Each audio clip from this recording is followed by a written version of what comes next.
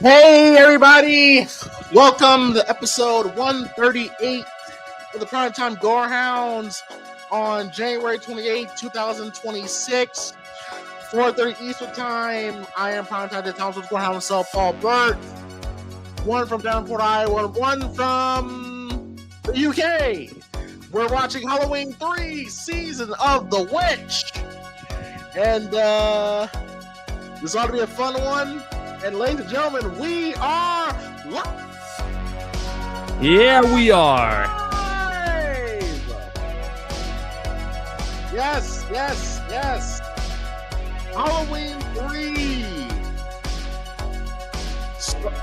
From 1982, starring Tom Atkins and the incredibly charismatic Nancy Loomis, now known as Lancey Keys. Look again. No, it's arguably the greatest sex scene in movie history.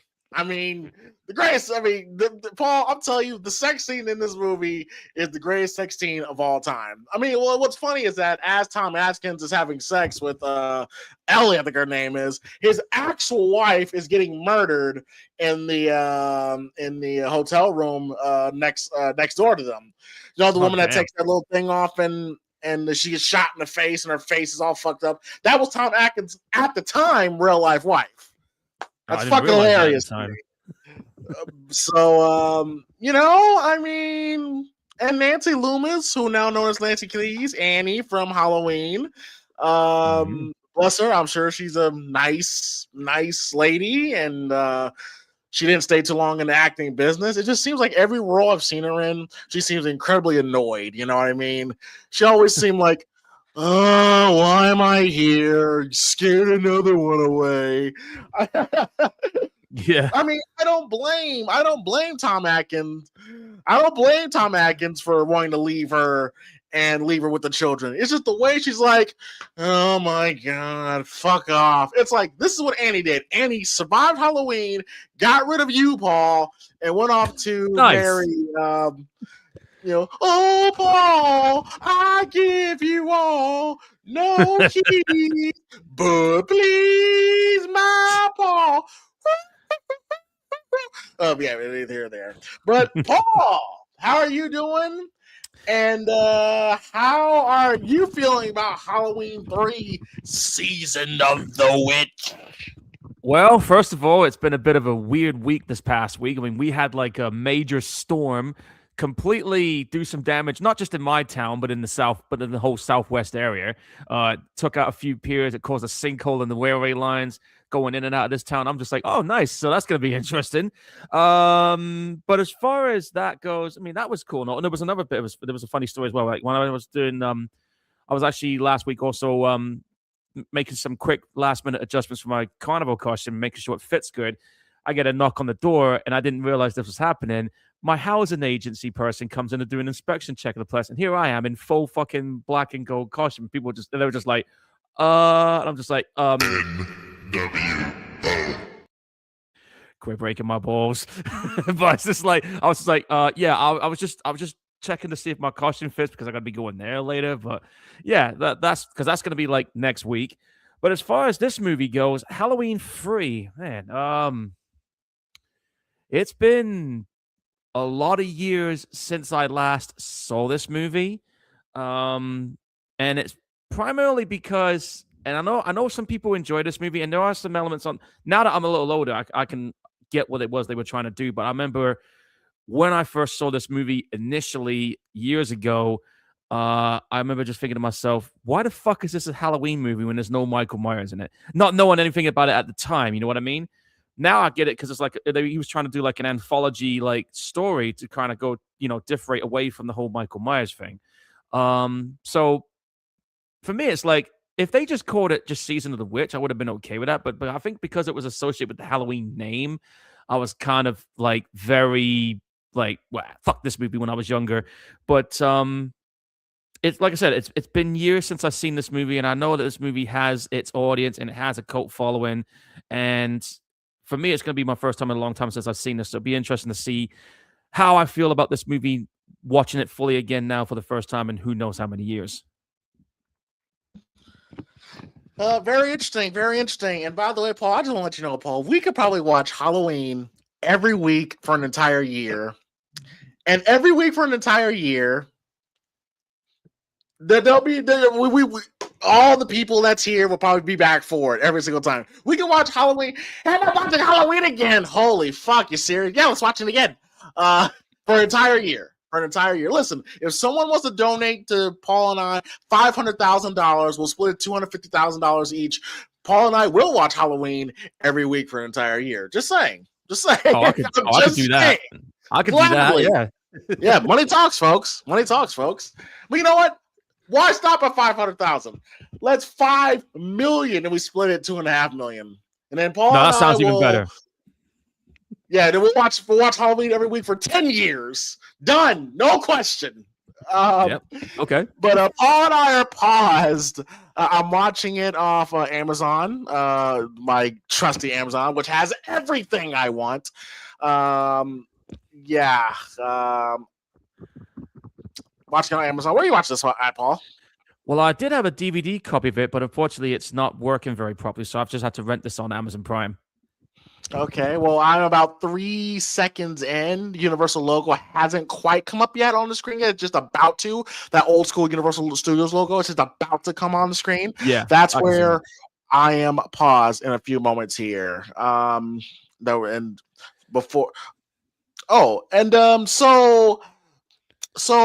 Paul, I do have a question. What movie, from what you remember what Halloween 3 was, and we all know Halloween Ends is the one you hate the most, which one was, for what you recall Halloween 3 was, Halloween Ends, which do you think was worse? Out of Halloween 3 and Halloween Ends? Well, for a long time, it was this one when I was younger. Now it's Halloween Ends. So I don't think I'm going to be hating this one as much as I did before. So, well, I was right there with you, Paul, when I initially saw this film. I was right there with you, as most of America was. So, to hell with this movie, because honestly, I was just like you. I want to see Michael. But then, not knowing that John Carpenter and Deborah Hill went in this project wanting to tell a different story, brand new idea, and America said, fuck off. Now, I will say, Paul, I thought the marketing for this was terrible. I went back and watched all the TV spots, all the trailers, all the whole shebang. It didn't really do a good job of what this new Halloween was going to be. It did not. And this was right when the slasher craze was really starting to boom, and John Carpenter didn't want to get typecast. So I always wonder. We all love Michael. Michael's my favorite slasher villain. But I always wonder what would have happened to this franchise if this movie was successful. Like, we probably wouldn't get another Michael film ever again. The whole horror landscape would change. Yeah. I always think about stuff like that. I mean, it would probably be like what each movie would have a different story, but it's still part of the Halloween canon if this movie did make a lot of money at the box office. And if they ever did revisit the whole Michael Myers thing again, it would have been a very long time before there was even a peak of interest for it if this one was a hit. Yeah, it could have, but most of the world when they saw Halloween, when they sat down in 1982, and they left the movie theater in 1982 after seeing this movie, a good majority of the fans was, what the hell is that? Oh, I know I was when I first saw it. That was literally my reaction. All right, Halloween 3. Let's get started. Looking forward to this. Okay, so the rules go 3, 2, 1, play. When we say play, you press play. Again, 3, 2, 1, play. When we say play, you press play. And if you don't press play, wearing a mask for a long time can be literally hazardous to your health. Happy Halloween. Such a great... Cochran was a great character. I don't give a fuck what anybody says. All right, here we go. Okay, and 3, 2, 1, play. Yeah, let's do it. Universal and MCA Company. Universal Studios. Now, this soundtrack is amazing. This soundtrack is awesome. Oh yeah, John Carpenter and Alan did the music for this one. Yes, pretty much the whole crew again. You know, John Carpenter, Alan Harworth, Dean Cundy comes back as Dean Cundy comes back. Tommy Lee Wallace, like I said, Jamie Lee Curtis makes an appearance. Well, a voice appearance. Yeah. I'm surprised Tom Atkins has not been canceled. He slaps a nurse's ass in this movie like it's nobody's business. He's a. I mean, get on him. I mean, this is way back in the day when women enjoyed having. No, I can't say that. I can't. It's a joke, folks. It's a joke. It's a joke. I know, but we have to explain it in context for today's day and age of people. It's what, just to make sure. But back then, guys, it was a different time. Look, I think if you are with the woman and you are involved with the woman and it's in the right time and the right circumstance, sure. But I don't think going up to your coworker out the blue and slap her on the ass is a good idea. No, because nowadays most of the women know a little bit of MMA and they'll probably twist you into a pretzel. Yeah, you could never. It was never really appropriate. It just wasn't. It never was appropriate. Tom motherfucking Atkins is all. He's a fucking horny man in this movie. He's a very horny man. I bet. And what's up, Philip, Robert, Chaz, and Lou, and Motionless Zombie? He's saying that they've got ice and they're waist deep in snow in Pittsburgh where Chaz is right now. Are you lucky you got snow, dude? We haven't had snow in my town in 16 years. It hasn't been snowing for me. It's just been really cold. Yeah. Well, we had to deal with a big, massive fuck off hurricane, which pretty much destroyed a couple of areas in my area. So there you go. I do live near the sea, though, so that's another thing. And this was the directorial debut of Tommy Lee Wallace as well. Right before he did It. Yeah. And he also directed Fright Night 2, which I recently found out they're finally releasing it on Blu-ray and 4K. It's finally getting a remaster treatment. I like Fright Night 2. I think Fright Night 2 is very underrated. I haven't seen Fright Night 2 in a long time, so the moment that fucker drops, I am picking it up. No questions asked. Northern California. I used to think Stacey Nelkin was fine as hell. Oh, I bet. Saturday, October 23rd. 8 days before Halloween. Yeah, John Carpenter and Alan Harworth comes back. And once again, as always, we always say with John Carpenter, great score as we hear the score here. Oh, dude, he is just an amazing composer with music. You got this dude here running away from whoever's in this car. T85 says, I have the 30th anniversary DVD of Season of the Witch that came out in 2012. Newer artwork at the time. Awesome. Chaz, what's up, Chaz? Chaz says, I love the opening music score. The score, thought this whole movie is great. Yeah, the whole score is just great.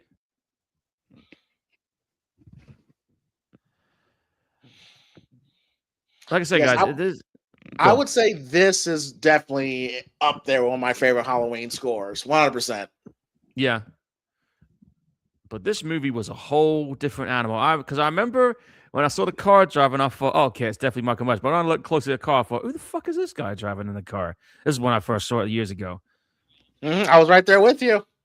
And then when I realized, and the whole time I was like, where's Michael? I think what did it for me was I went the longest without watching Halloween 3. And then one day, maybe like 10, 15 years ago, where I actually sat down and watched it and actually let the movie take me on its ride, I was like, right, it was really good. The last time I watched this movie was, I think it was 1998. Ironically enough, well, you know what number that is between now and 2026. It was 28 years ago I last saw this.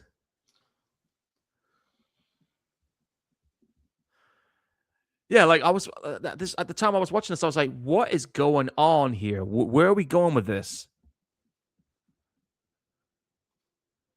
Very good music score once again, though, by Oh, it's great. Carpenter. It's great. Emotional Zombie says, in my opinion, this movie has the most Halloween feeling out of all the movies in the franchise. 4 or 5 in the originals as runner-up. Here we go. T85 says, when I was a kid, my grandmother used to say, now Michael Myers is not in Halloween 3. Son always told it sucked, but when I first seen it, I didn't think it was that bad. I think that's what happened with a lot of people. I was getting hit by the car. Ow. Yeah, I mean, like I know, like when people watched it the first time, they were like, "What the fuck?" And some of them just left it like that. And then some that, like yourself, that came back and rewatched it, was like, "Hey, you know what? This has actually got something going on here."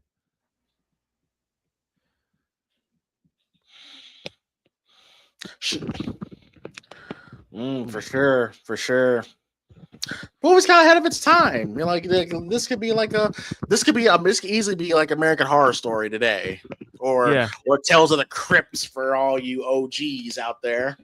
Oh my god, that's the same gas station from The Fog. Is it?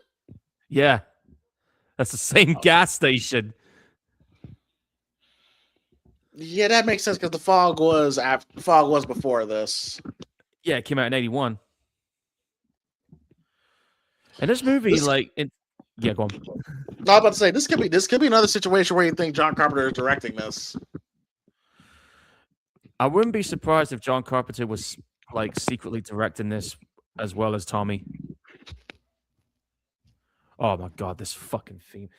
Well, my friend used to drive me bloody ape shit about this one time. Mm-hmm. And I was just like, dude, shut up. Now, if they were to remake this movie today, I would figure the studio would try to figure out a way how to reintroduce this story to a new audience. Not to us, because I'm pretty sure most of us will be right there, but reintroduce it to a general movie-going audience. I could see them doing a soft reboot, like they did with Halloween 18. Like it's Halloween, but it's not Halloween. Like it's a sequel, but it's not a sequel. I could totally see them making a movie called not Halloween, but Season of the Witch. Yeah, they should. Like it's kind of like a reboot as well. Like this movie right here that we're watching tonight does exist, but it kind of does, but it doesn't. Very much what they've done with Scream, what they've done with Halloween. So I think calling a movie just Scream. If I was a studio, I'm trying to think like a studio. Like I could see them, and I'll be okay with it, of them remaking it completely, actually. Because I think you can. I personally, there's an opportunity, but it's got to be the right people, right story. But if you're going to get the right people involved, yeah, I would say if you want to get the right people involved to do a Season of the Witch reboot, my first pick as a go-to person would probably be James Wan from Atomic Monster. Maybe, but I would set it I would do it in a way where the second movie would be like, what happened? Like, what happened to Dr. Chalice? What happened? What, like, did he was he successful in stopping the TV to be stopped? Did the children survive? Like, set this 40 years later, like make it like a soft reboot. If you're gonna do it, I'd say do a soft reboot. Yeah, I would say definitely do it like a soft reboot / follow-up. And I think with today's, technology and the way toys are, because, like back in the day, we had some pretty cool toys and whatever, but nowadays these toys are so fucking high tech, it's unreal. So I can literally see this being done in a very contemporary time with the way things are with technology and toys and everything. You could do something like that now. But as far as the follow-up side of things go, yeah, you could probably play this as a follow-up, but also a reboot. Like, say, I don't know, let's say if they went in a direction where, because if you remember, I don't want to spoil the ending for anybody who hasn't seen it, but the way it ended, because of how it went down, it kind of leaves that ambiguous question of, did they survive it at the end or not? And maybe that reboot would probably answer that question that a lot of us have been wondering now for the last 44 years. I'm just seeing it. Yeah, I agree with that one, Chaz. Like at the time, people was not ready for this movie, and they weren't even ready for The Thing.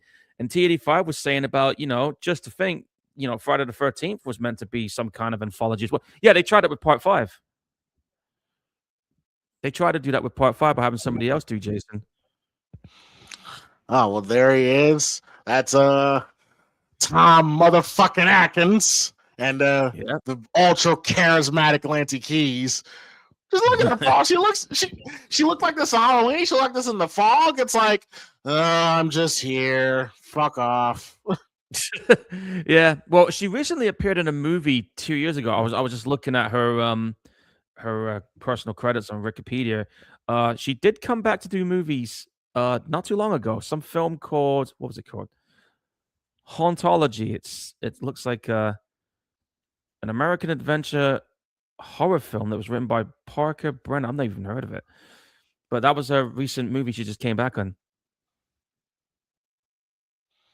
And as for Tom Atkins, he's still acting.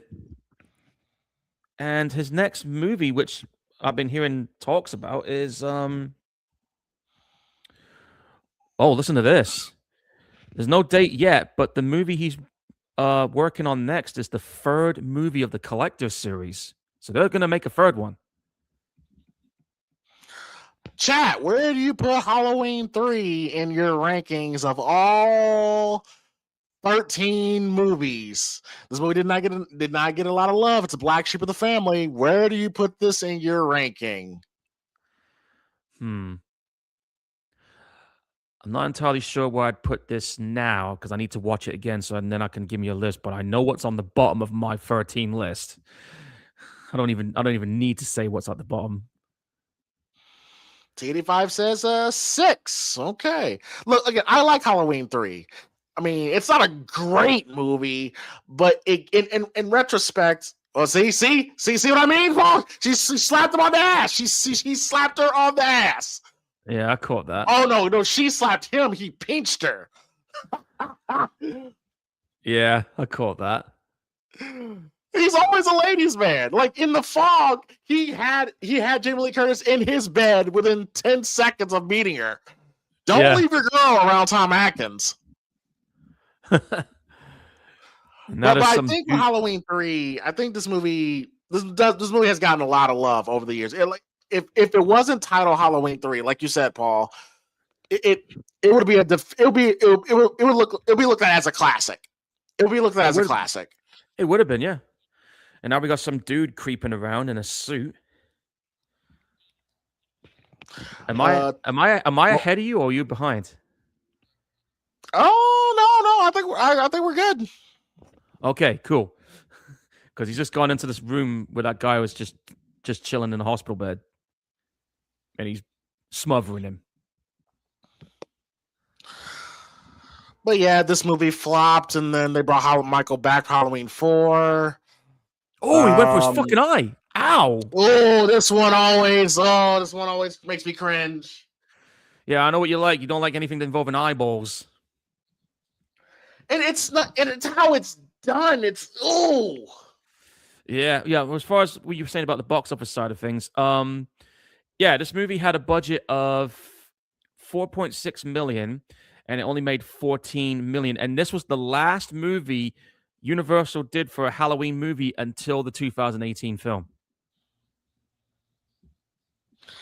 Yeah, as the other Halloween movies got shittier and shittier, people started to appreciate Halloween 3 more. Like, once you've seen so much garbage, you look back at Halloween 3 and be like, oh, it's actually not that bad. Yeah. I mean, I'm trying to watch this now because, like I said, it's the first time in a long time since I've seen this, and I'm trying to let it digest and what I'm seeing. He's chasing that dude out of the hospital. Great song playing. Motionless Zombie says it's in his top 5. Chaz says 1 and 3 are his favorite. Wow, look at that. 1 and 3 is in Chaz's top 2. That says something. Wow. That says something. The hell, that guy just put gasoline on himself, and what the fuck? See, it's been a while since I've seen this. This guy just poured gasoline on himself and just self-deleted himself by immolation and explosion. What the fuck? Chaz says that the first movie and the third and this one is in his top list. Yeah, Wow. that's top 2. Wow, that's I'm telling you, people have come around to this movie over the years. I'm late to the party then. Yeah, the soundtrack is great. Howard the Carpenter crushes the soundtrack. It's fantastic. Oh yeah, but he always crushes when it comes to music soundtracks. He's always made some really gnarly scores. And I do know that he's also involved. Well, at the moment, he's currently involved in the production. I think he also helped collaborate some of the story for this upcoming video game called Toxic Commando. He's even doing the music score for it too. Dr. Chalice. I think. Look, how old is Tom Hanks? It's like 110. You could bring him back. You could bring him back. I guarantee you, Paul, if you reached out to Tom motherfucking Atkins right now and said, Tommy Atkins, baby, we are going to do a Halloween 3 part 2. Are you in? He goes, yeah, let's do it. He wouldn't talk like that. He'd probably be like, yeah, let's do it. The dude is in his 90s. Oh, I was close. And he's still doing this.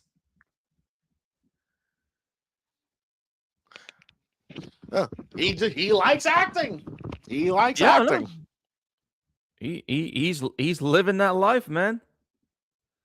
And this guy's worked with a lot of directors. Like Shane Black, William Peter, John Carpenter, Fred Decker, Richard Donner, Stephen King, George Romero. He's worked with them all, man.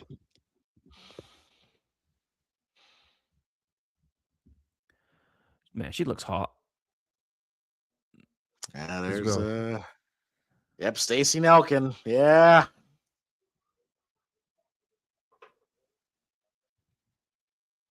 She is pretty damn hot looking. Oh, yeah. He's probably thinking, should I ask her out now or wait till her dead father's body goes away? Probably. He was. You could tell he wanted to ask her out right there and then.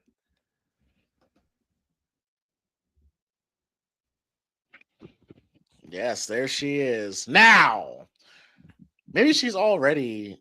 Well, I'm not gonna spoil it, but no, don't, because I ain't seen this for a while. I gotta see this unfold. Do you know this man? Do you recognize this penis, ma'am? Stop it. You might not have fucking dude. Damn, look at them titties. All right. Calm down, dude. We'll see some. Listen, Paul. Listen. She's hot. Stacey Nelkin is a very beautiful woman. I know. She. I can see it from what I'm seeing, man.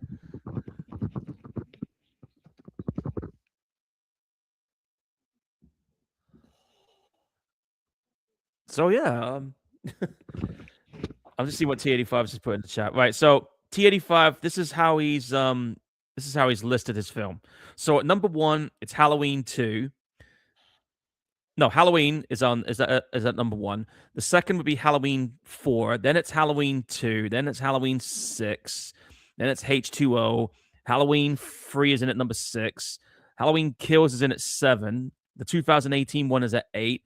Rob Zombie's Halloween is in at 9. Rob Zombie's Halloween 2 is at 10. Halloween Ends is at 11. 12 is Halloween 5. And Halloween Resurrection is at 13. Yeah, Dick Warlock is in this movie. You got to think about and this was during a time when people didn't know. It wasn't until like the internet came around when people were like, "Oh, I know who Dick Warlock looks like, or what Nick Castle looks like." For years, nobody knew what these people looked like. I'm on that same one. I'm on the same boat as well. I never knew until I started watching fucking documentaries. When when they started adding documentaries on DVD. They're watching Halloween Yeah, for fuck's sake. yeah. That was the first time I ever saw Nick Castle. Was on the DVD special features. That's the first time I ever Yeah, saw him. Like, oh, that's what he looks like. Oh, okay. they just showed the first Halloween TV advert on the self promotion right there, dude. Yeah, that was John Carpenter, and they're like, hey guys, this is Halloween is completely fictional in this universe, and I just love how people still didn't get it. And I'm guessing that was also another way of saying, "Here you go, you got your Michael Myers. That's all you're getting. Fuck you." I guess that's what he was thinking at the time. Like, is there not and then before that's some straight up Deadpool shit right there. Yeah, I was thinking that too. Oh my god, there's a song. That damn theme song. And it's Tommy Lee Wallace's voice doing the voiceover too. Oh, it was? Yeah. Oh, okay. Yo, Chalice probably fucked the bartender at this point. Like, Chalice has fucked every before this scene. Like, before this scene, he's kissing up on the other doctor. He's smacking one nurse on the ass. It's like, damn, Chalice. Like, yeah, save some for me and Paul. Fuck. Dude's a go-getter. Okay, Chaz has listed his films here. He says his top 5 is the John Carpenter original. Then it's Halloween 3, which we're watching right now. Then it's Halloween 2, Halloween 4, and then H2O. Chat, would you like to see a Halloween 3 Part 2? Starring Tom, well, not starring, he's older now, but with Tom Atkins coming back, Dr. Chalice coming back. Maybe he's like, 90 years old, but he's still banging chicks. Maybe the film opens at an old age home, and he's walking around like, ooh, bring that ass over here, like Dr. Chalice, stop it. Or maybe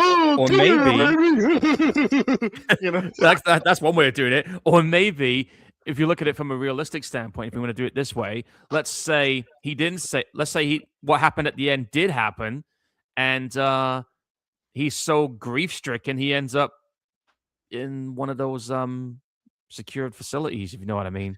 Yeah, sure. Why not? Chat, would you like to see a Halloween 3 Part 2? And would you be interested if they announced it now? Would you be interested? I probably might go see it just out of curiosity. And Stacey Nelkin, she's right up my wheelhouse. Dark hair, dark eyes, pretty face. Yep, it's absolutely hilarious to me. It's absolutely hilarious to me how he just. Wow. Paul, you realize that he goes on this mission with her. Yeah, he just grabbed the whole 6-pack off the phone as well. Just to get some ass. He's only doing just to get some ass. Yep. He's doing it for the ladies. Which, I mean. Oh, God, those fucking There's that. Yeah, I know I would. There's that fucking theme again. Those fucking TVs, man. And this is brilliant because it annoys the shit out of you, but it was supposed to do that because John. This is also John Carpenter and Tom, their take on consumerism and and marketing and all this, how they drive certain messages in your fucking head. Yeah. Well, Motionless Zombie here says he reckons no because it's 30 plus years too late after Beetlejuice 2 and the recent Ghostbuster films. He reckons just leave it be. Good. That's a good reason. I will admit, I did enjoy the Beetlejuice sequel. And those recent 2 Ghostbusters movies were not bad for me. But I get where he's coming from with his answer on there. Home of the Silver Shamrock Novelties, Santa Maria. I always thought this was creepy. How they're driving into town and everyone's just staring at them. I always thought that was creepy. Very Children of the Corn, Salem Lot, Silent Hillish, if you know what I mean. Stepford Wives. Yeah, that too. Oh yeah, speaking of Silent Hill, I did go see that new one. How was it? Now you know the critics have been shitting on it a lot. As far as it staying true to the video game, it did just that. I thought it was pretty solid. I mean, in terms of its visual look and everything, and the fact that they had the original director back on board. I would say, dude, go check it out yourself and see if you agree with the critics or not. Because when I saw how low the critics scores were, I was like, nah, fuck that, dude. I need to go see this for myself. There's no way this movie's gonna flop with the same person directing the first one. No way. So I had to go see it myself. Yes, I enjoyed it. It has its flaws, but it was a lot better than that last sequel they did. Okay.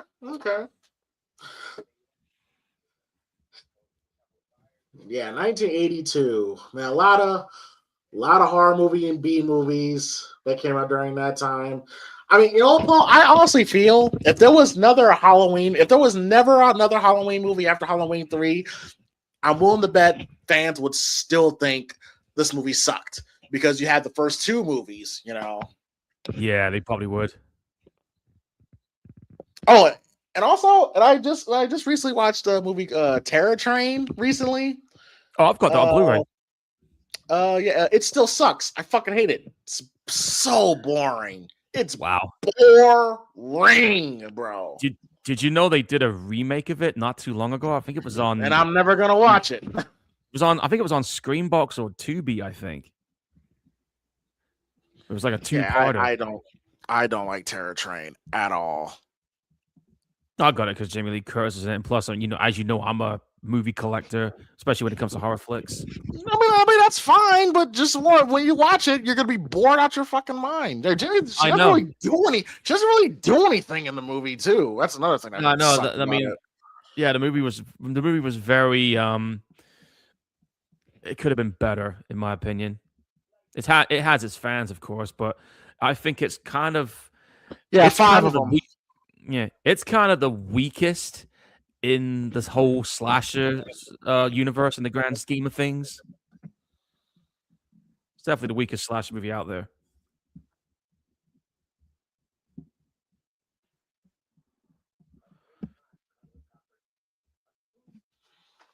A true genius, huh? What dude driving in a limo? You think is a true genius? Oh, okay, sure, whatever. Oh my god, those old trailer caravans, man! I ain't seen anyone like those in decades. Hey, what? My grandpa used to have stuff like that. Yeah. I was expecting somebody from Christmas Vacation to come up and be like, "Hey, shit is full." Classic movie, by the way. That literally might be the best movie of the Vacation series, Christmas Vacation. That's such a great movie. I watches it every Christmas, dude, without fail. Got to. Yeah. Wouldn't be right if I didn't. Because I remember when I saw that movie years ago when I was a kid, and I was laughing my fucking ass off when I saw that stuff. That bit with the turkey splitting open, it's like, oh, it's just a little dry. And that fucking dog under the table just going, he's just yakking on the bone. Yeah, he got it up. I'm just like, great damn stuff. it, dude. Great stuff. Great stuff.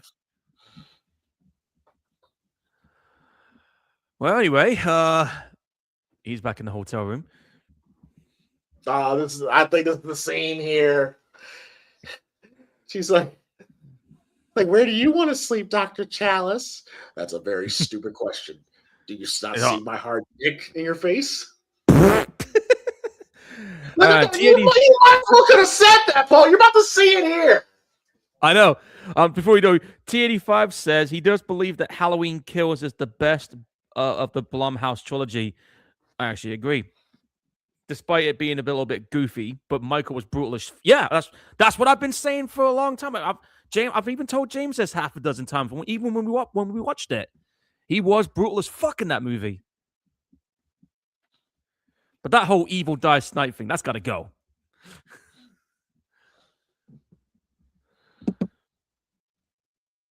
Here we go. He's copping the feel again.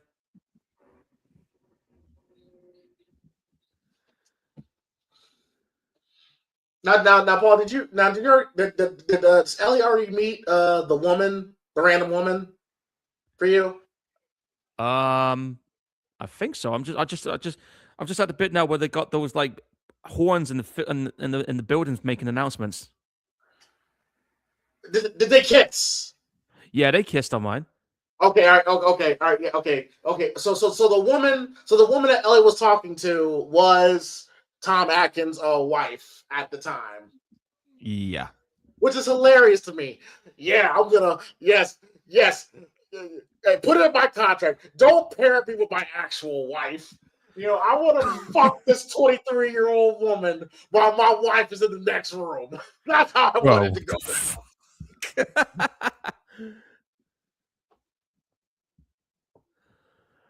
That was just a crazy. Where do you want to sleep, Doctor? It sounds like a fucking prawn beginning of a prawn movie. Where do you want to sleep, Dr. Charles? That's a very stupid question. Yeah. Oh my God, this town has a lot of cameras. This is before we started getting cameras everywhere we are.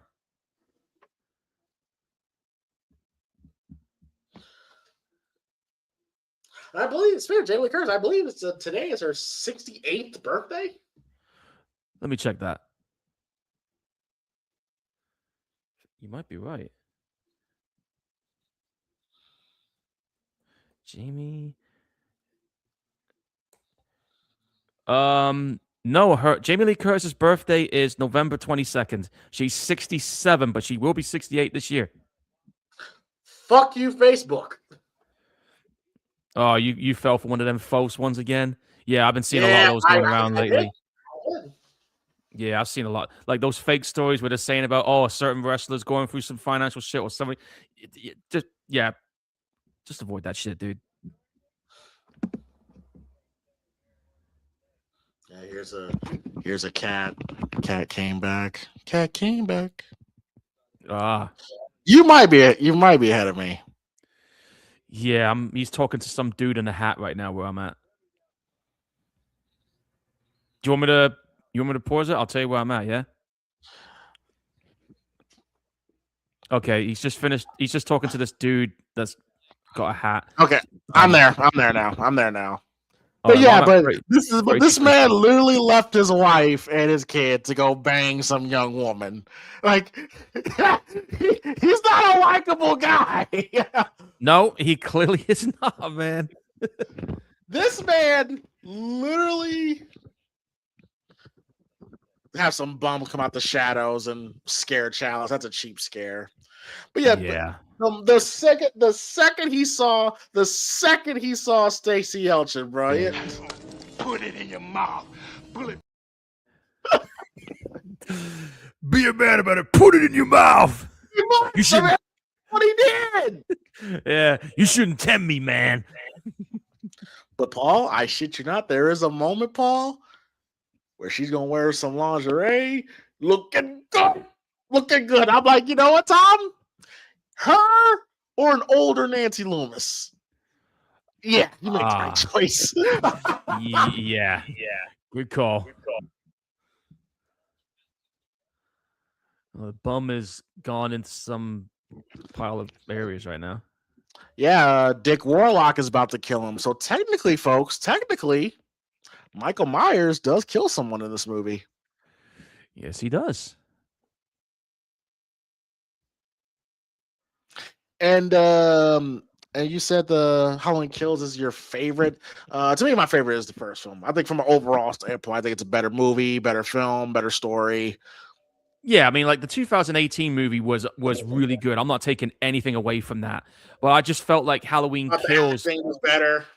Yeah, but it's just like for me, Halloween Kills checked a few boxes I wanted to see get checked for a sequel after that one. You liked it for the carnage. Yeah, well, like I said, that was Michael Myers Unleashed, and that's what I wanted, and that's what I got. They tore that fucking dude's. Holy shit! I've forgotten how gory some of these kills were in this. Tore that dude's head right the fuck off. That out? Like, that dude's head is gone. It was a cool kill. Real cool kill. Yeah.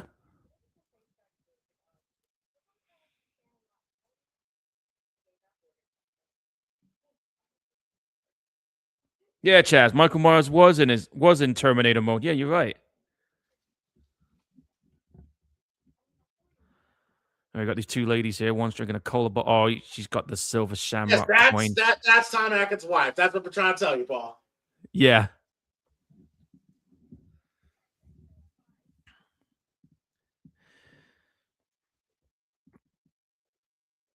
Oh, she's going in the hotel room.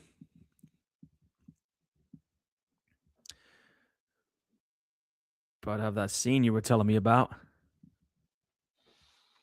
She looks good. She was looking good. Yep. Oh, what? That coin has a little circuit board in there.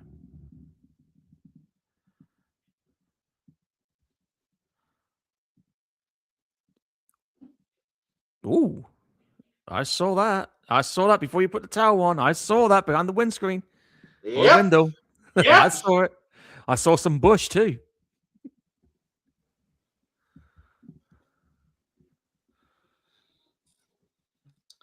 Yeah, Stacey Nelson was a.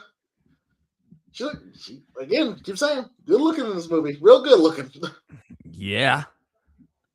Easy on the eyes, for sure. Oh, yeah. Meanwhile, on the phone, he's talking to the lady in the hospital. The other woman that he's fucking. Wow, he's having a threesome in this movie. Okay. Imagine that. He's talking to a side chick while he's with the other side chick. Hilarious. Wow. This dude gets around. Everybody's talking all this stuff about me. Why don't they just let me live?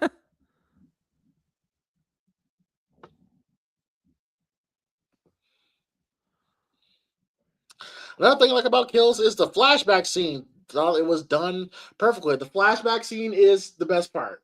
It's the best part of this movie. Oh, I'm waiting to see that when it happens.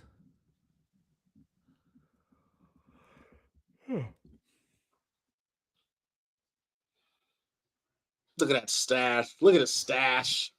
This was 82. This was pre Magnum PI. No. Magnum PI was way before. Yeah, it was before this then. The Raiders was 81. Yeah, 81 and 82. I wasn't even born yet, so.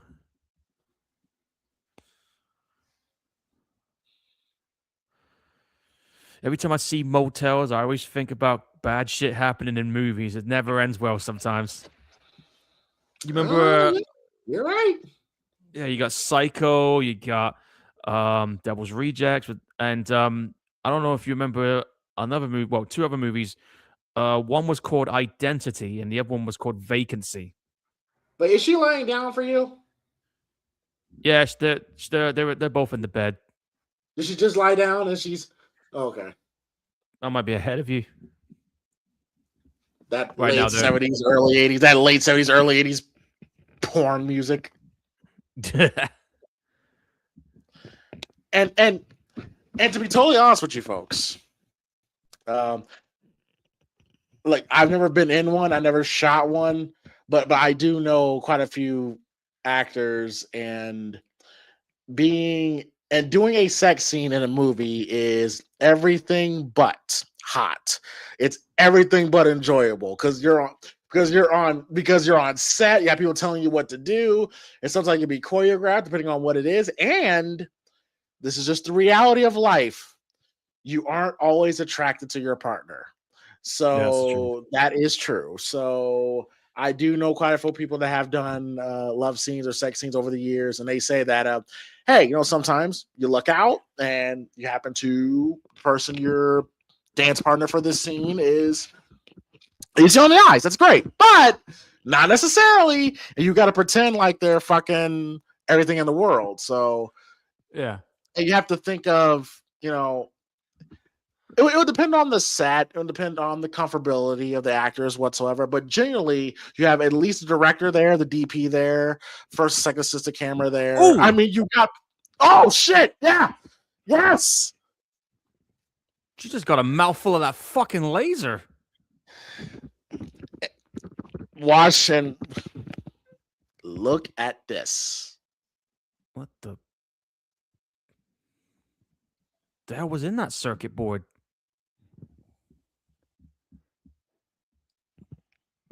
It's not even that. Can you imagine? Can you imagine? You're just fucking with a little pen and fucking shoots in your mouth like that. This is why I don't fuck around with things like that. I just love how you was like, she's like, what was that noise? She's like, oh, who cares? Give me that ass. Now we got a whole bunch of lab coats going in with a van, and it's almost like they knew. Yeah, but that was Atkins' real life wife who kicked the bucket there. She got zapped.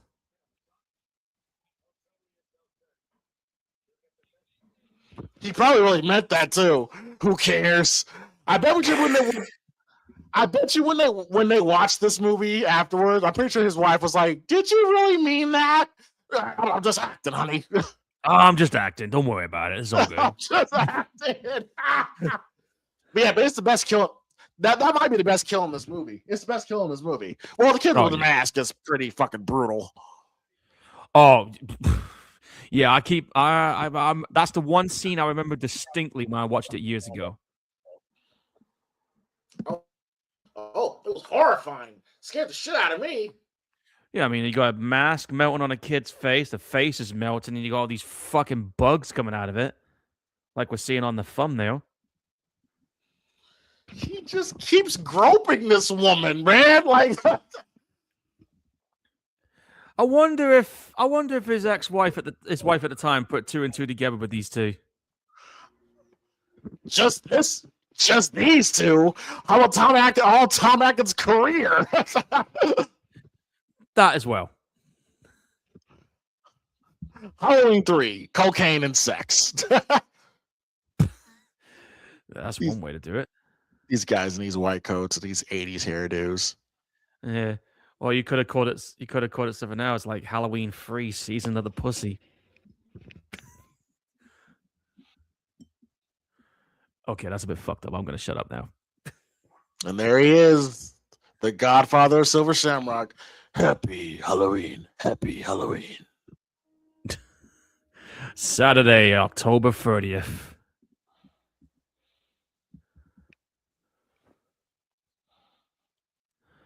Didn't he play in RoboCop?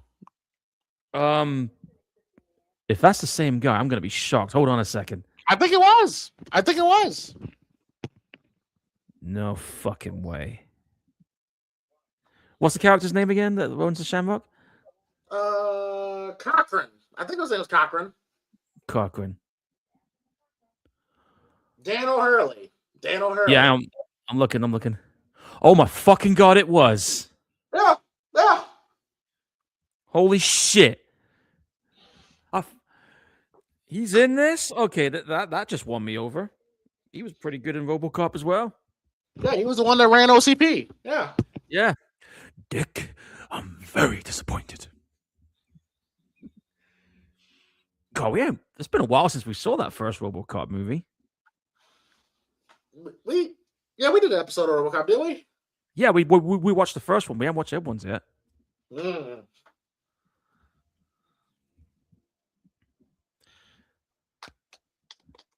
Man, like I said, I wouldn't even want to stay the night in this town. This is something about this town is just completely fucking off.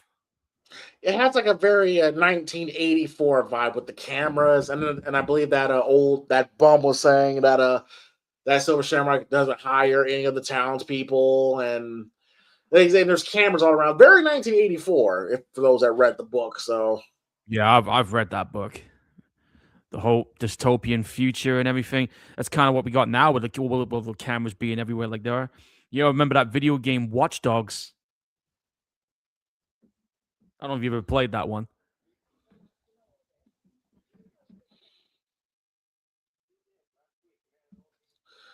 Dr. Chalice. Dr. Chalice! Oh wow, I didn't realize that. Daniel Haley's son was the villain in Death Wish 3. I didn't know that. I did not know that was his son. Interesting. Didn't know it either. Motionless Very. Zombie here says he's just finally started playing RoboCop Rogue City. Dude, I've been telling people a lot of times you gotta play that game. And James, if you've not played it yet, man, you really should. It's at bargain price now. Okay, I might. Yeah, but you're right, Paul. Like like you said, Paul, it feels very Children of the Corn. This town, like I really like this town. I like how it's shot. You know, Dean Cundey does a really good job. You know, at the establishing shots. Love it. Yeah. So this guy, that ran the Shamrock, he went from here, and then he all of a sudden became like the main CEO of a powerful conglomerate known as OCP. Hey man, hey, androids working with other androids. Hey man, hey, I see the vision. Yeah, he got it all right. Halloween 3 Season of the Witch. We are watching Halloween 3 Season of the Witch. Hopefully you guys are enjoying the movie. Hit that like and subscribe button. Don't be afraid to share this video. And if you want to donate to the channel, the Cash App is PrimePod313. Again, PrimePod313, where any donation would greatly be appreciated, for $1 to $5. And like I said earlier, 500,000 or 5 million would be amazing. That'd be nice. Hey, listen to this. It turns out that the book that the book version of this film was a bestseller, and it was even reissued 2 years after the movie's release. Nice, interesting. That's crazy how the movie flops, but the book that the movie it's based on the movie ends up being a big hit. And I will say this, Paul, the kid that dies in this movie, yeah, I think it's a great. I got no problem with the kid dying. This was back during a time when you didn't kill kids. You know, that was unheard of. Or listen, I think on Precinct 13, on South Precinct 13, I think a little girl got shot. Yeah, that bit was just like, yeah, she had an ice cream. She's like, I would have been a little twist, and the guy just went, just shot her. Yeah. Yeah, I mean, John Carpenter back then, dude, he was the only person that had the fucking balls to cross that line in movies. Yeah, and back then, Paul, that was taboo. Like you did not do that. And this scene with the kid here, was like, people was like, what the fuck? Yeah. I think another kid that died in a brutal way had to be the one in the remake of The Blob. That sewer scene, if you remember that. Barely. God, dude, I ain't seen that movie in ages. I've been trying to track the Blu-ray version for years. It's on import, but I just never got around to getting it. God, how old was Tom Atkins when he did this movie? Hang on. Well, he's in his 90s, so count back 44 years. So he's almost 50 here. Pretty much. Yeah, he's 40. Yeah, 47. He was 47. Okay, I could buy that. Least. I could buy that. Give or take. He's fucking this college girl. What's this? It's on Game Pass. If you got a Game Pass subscription, you can get that. Oh yeah, Motionless Zombie. It's funny you mentioned Toxic Avenger. I have got the recent movie. I fucking loved it. I don't know if James has ever seen a trauma movie like Toxic Avenger or Class of Nukem. I don't know if he's ever got around to watching those. I didn't. All right. Well, I think I know what I'm going to be doing at some point. I'm not going to say when though. But dude, the recent Toxic Avenger was really cool. But it's a very night and day difference to the original. Because thing I'll tell you about trauma movies is that they're like a strictly independent made film company. But the way they did movies, it was like 0 fucks given. Whatever happened, happened. Their comedy would be over the top. They would gross you out. They push some boundaries. You name it, they did it. Okay. Fascinating. Those weird ass people in the suits, man. It's like they're just standing there. Oh, there's a scene. Oh yeah, there's a scene later in this movie where they're like all standing like in a row about to go get Dr. Childs. It's one of the more creepier scenes in the movie. Yeah, I'm out of the place if I saw that. I'm like, yep, fucking creepy scene. Yeah, if I saw that, I'd be like, yep, I'm out. Fuck that. Look at them. They're just standing. There's like one in the building in that little hut there. Like, what the fuck? You feel something's off. You definitely feel something's off. Yeah, like why you got somebody in like a looks like $1,000 suit just holding patrol there and some shit? Yeah, see, look, like, right there. They're like, go on, take another step. I dare you. I love how they came out in unison. That's what I mean. Yeah, I'll be backing off too. I'm not messing with that. These fuckers will tear your head off. Literally.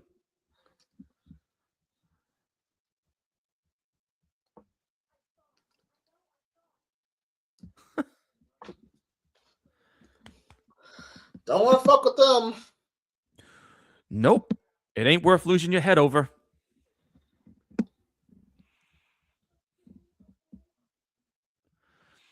Or having your face melted.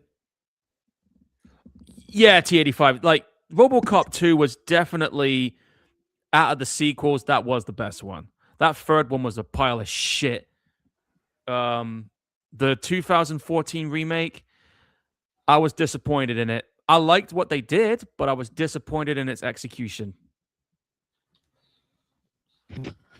So, folks, Tom Atkins in Night of the Creeps, Tom Atkins in The Fog, good movie, and Tom Atkins in Halloween 3.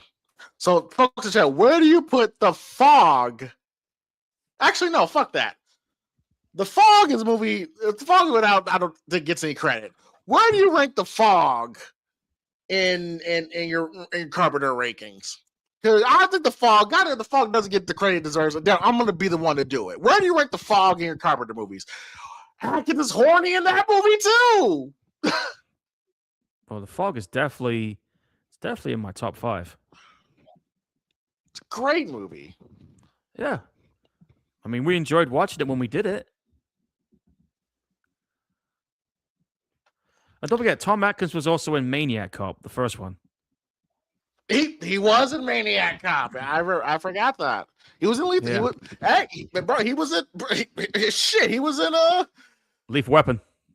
He was in Lethal Weapon. Yeah. Yeah, that bit where he's like, I don't care how you do it. I just want you to go in there and just kill them, right? Just kill them. He sure was in Lethal Weapon. Yeah. And there's those creepy bastards in the suit that are chasing after Tom.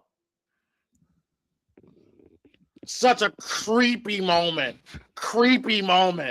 when they're all standing out in the street like that.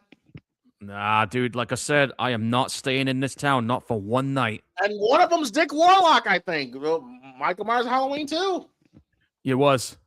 I think it was well, you know which one it is, but I think it might have been the one that started the initial head tearing.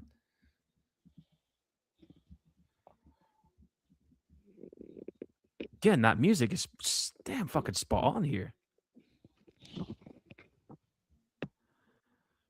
And again, with the lighting effects and the cinematography, again, by Dean Cundy. Really good job with this. Yes, it feels like, even though it's not a Halloween movie in traditional sense with Michael Myers, but it still feels like a Carpenter Cundy project. Like Carpenter's style is bleeding through the screen right now. No doubt about it. Oh my God, those fucking dial-up payphones. Shit. Yeah, I'm glad. There's certain things I love the past, but there's certain things that's in the past I'm glad is in the past. Well, we know how Chris Rock feels about those dial-up phones.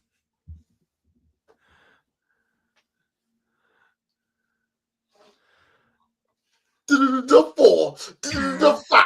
Oh, I messed up. Hang up. I do it again. that shit. Hated it.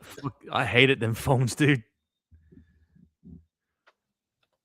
No admittance. Well, no shit. So, because it's been a while since I've seen this, what is this dude's end game again? Like, why is he fucking making masks that are causing kids' heads to melt? Because he is a fan of the original meaning of Sam Hain. You know, where about blood sacrifices, you know, and all that stuff, and sacrificing the children whatsoever. Pretty much, he's playing a big ass prank. Honestly, Paul, if you really think about it, honestly, this storyline is 10 times more creepier and 10 times more evil than any Michael Myers story you could put together. So basically, he's doing the pagan celebrations of Sam Hain, but he's taking it to a whole new level. Yes. Makes sense. Once again, Paul, like killing millions of children all around across the United States, bro. Or like the world. The world, that is way more horrifying than anything Michael Myers can do. Oh yeah, no doubt about it. Yeah, Chaz says he's following the origins. He's following the origins of Halloween. Sam Hain, exactly. Yeah. I will admit also there was Sam Hain is also a pretty cool band that Danzig put together back in the 80s. And by the way, it's Samhain, but I'm just being nitpicky. Nah, that's fine. You're good. It's Samhain, but yeah. Yeah. Now we got a creepy ass lady sewing something. Oh, I'm gonna keep quiet. I was about to say, is this Aunt Gladys from Weapons? Oh, what the fuck? Yep. She's a fucking man. She's a fucking robot. What the fuck? Again, guys, it's been a long time since I've seen this movie, so it's a fresh pair of eyes for me again. Someone just tossed him across the room. It's a robot filled with tang. Right. Well, punching that one in the face didn't work. We already tried that, Tom. You have to think of something else.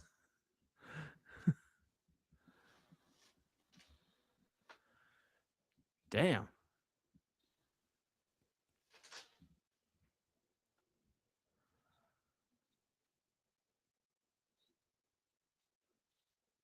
You're gonna have to do more than just punch him. Oh, he's punching in his. What the fuck? Yep, he said, see, tang, see? What the fuck are we doing here? Yeah, that was some creepy shit with the old lady's head coming off. Like, that was some creepy shit. Yeah.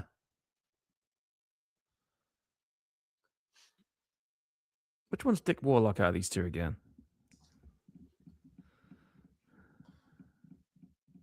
I don't know why, but that dude with the light brownish hair, he kind of looks like Agent Smith from the Matrix. He does. He kind of does. I was just thinking that, looking at it.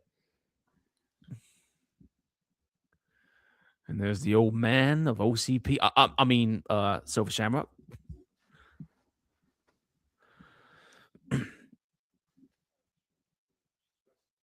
Yeah, because he's like this dude was probably in his like mid 60s, because I know he was 85 when he passed away 20 years ago. 20 years ago. Jesus. Yeah.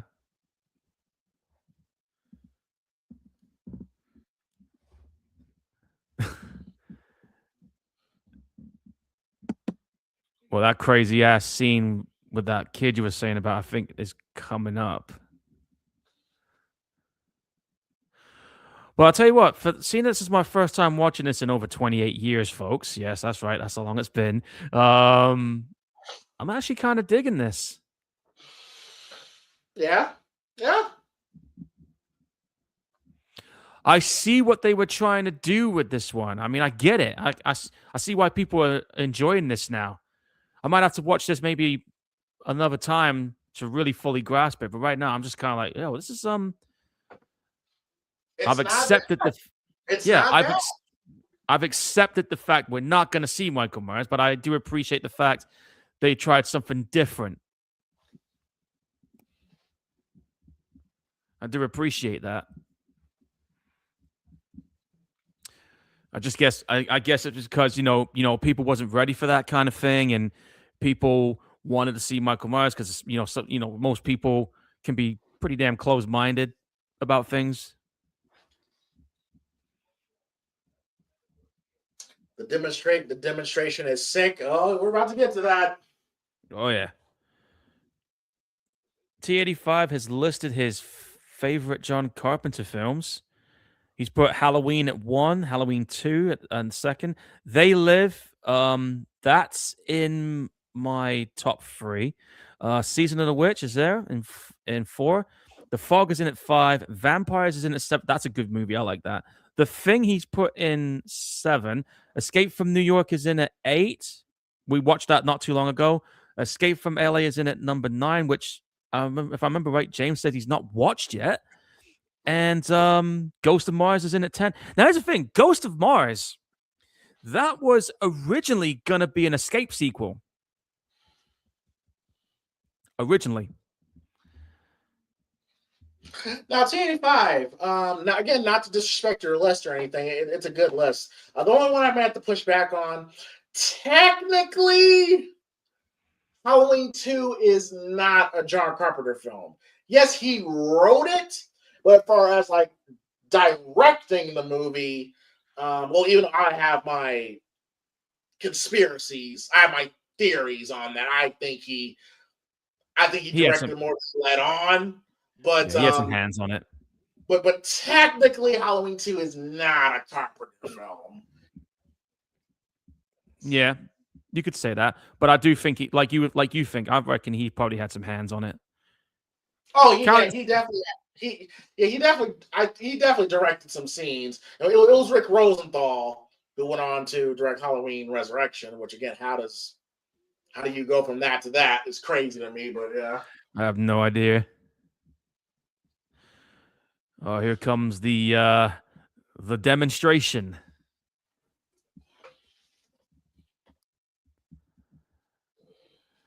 I admit, now that I think about it in the grand scheme, this guy really is an evil bastard. More evil than Michael Myers at this point. Way more evil. Way more evil.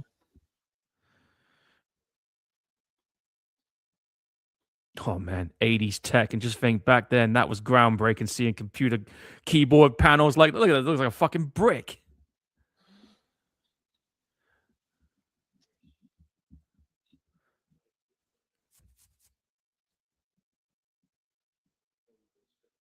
Whoa. Yeah, I'm just gonna listen. Just gonna listen to Paul's reaction. So don't mind my silence. Oh, fine. This is the one scene I remember distinctly when I first saw this. Look at this Agent Smith looking dude here. All you need now is a pair of glasses.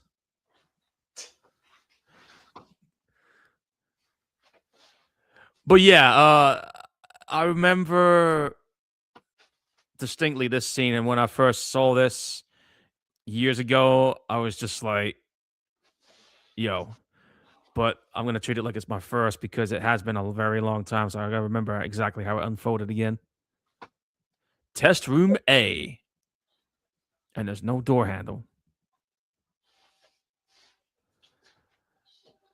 This kind of reminds me of those video clips I remember seeing on one. I think it was on one of the Fallout video games. I think it might have been Fallout 3, with one of the vaults you walk into is like an experimental chamber. The whole thing was like an experimental area, and it all just fell apart. Yeah, I love They Live as well. T85. That's actually as one of my all-time favorite Carpenter films. Oh, They Live is fucking brilliant. It's brilliant. Yeah, and the theme and the topic matter hits different nowadays, but it's still a damn good movie. Oh, here we go. Shit. I fucking hate that theme song. This is the most memorable scene. This is the most memorable scene in this movie. Watch the magic pumpkin. I remember that bit distinctly. Oh,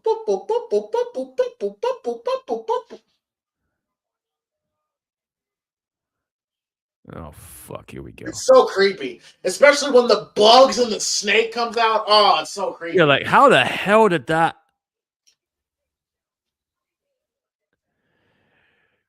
Those parents, if only they knew what they're going to do to their kid. Now turn it up, Paul. Turn it up. I'm trying. Shit. And the mother's going, I would be racing over to my child right. I wouldn't be like, honey, are you okay? I love this. All the bugs and they're crickets or something. Crickets is one thing, but they look like crickets. Fucking hell. That kid head is just melted into mulch. Oh, it's intense shit. I love it. I love it. She's out. There's fucking snakes coming out of it. Fucking hell. I love it. I love it. And that's what this movie's about. Like, people are just who are just tuning in or just watching after the fact. Dude, that is wild. Die, you little shit. Oh, that's a fucking damn rattlesnake. Yeah, people complain about this movie killing children, but that's the point of this movie. This point of this is to kill children in this movie. That's what this is. Hey, if their idea was to shock people with crossing the line, hey, they did it here. They did it. They did it. She's better off not waking up fucking spiders and crickets and oh man. Man, that there, guys. Yeah, that's. And I love how as that Silver Shamrock jingle keeps going on, the longer it goes, it sounds a little bit more sinister. Yeah, and more fucked up things come out of that kid's head. Yeah, that was brutal. It's a great scene. Great scene. What are they carving out of that rock? That must be the evil rock they're getting the shit from. That's Stonehenge. Hey, we got that here in the Southwest, not far from here. How the fuck they grabbed stone? You wouldn't believe how we got it over here. So say it. In Ohio. You know, it's crazy because I've always wanted to visit Stonehenge, and I would like to one day. Got to do it. You got to do it during December 21st or during winter solstice because that's where everybody starts going. You get to see the sunrise and sunset. I got to do it at least one time. Baton Rouge, Louisiana. Makes sense. Man. LA. I gotta say, Paul, one of my favorite shots. Look, can we say how awesome the Halloween 3 poster is? The Halloween 3 poster, the official theatrical poster, is amazing. And I think it's in the movie, right? The silhouette of the kids against the orange sky. It's fucking creepy. I like it. Yeah, right here. Like this shot right here. This is such a great shot. Just the orange, ominous sky with these kids heading into impending doom and demise. They don't even know it. I fucking love that shit. Know it. Yeah, it was great.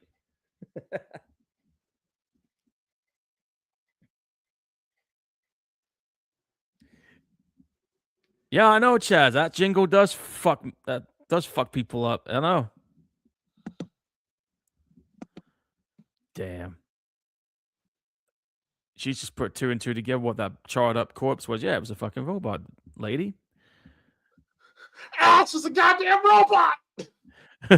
Terminator before Terminator. You're right. This is almost like the Terminator. Yeah, and Ash is a fucking android. He's still attacking Parker. Help me get this fucking thing off. She kind of looks like Amy Steele. It does. She could be Amy Steele's sister, which I have no complaints. Might be. You never know.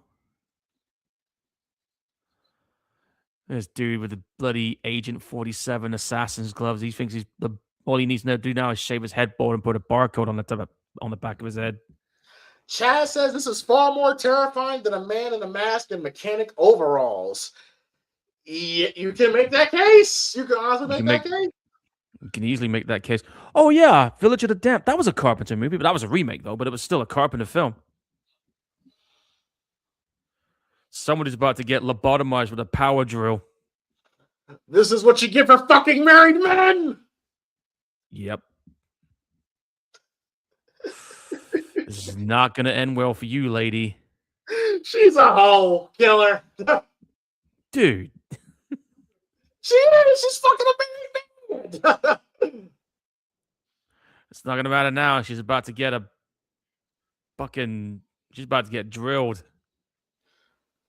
And not in the satisfying way. Nope. Ooh, brutal. The right to the ear looked like? Ooh. Ah. That literally for the cheekbone. That is so driller killer.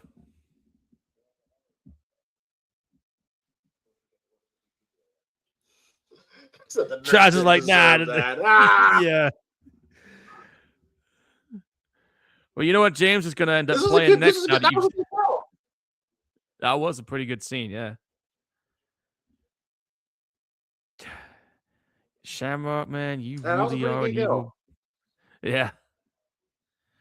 Man, this dude really is an evil fuck. And then we're about to get his monologue here soon, which I think was really great monologue. Such a creepy monologue. Yeah, I think I'm at.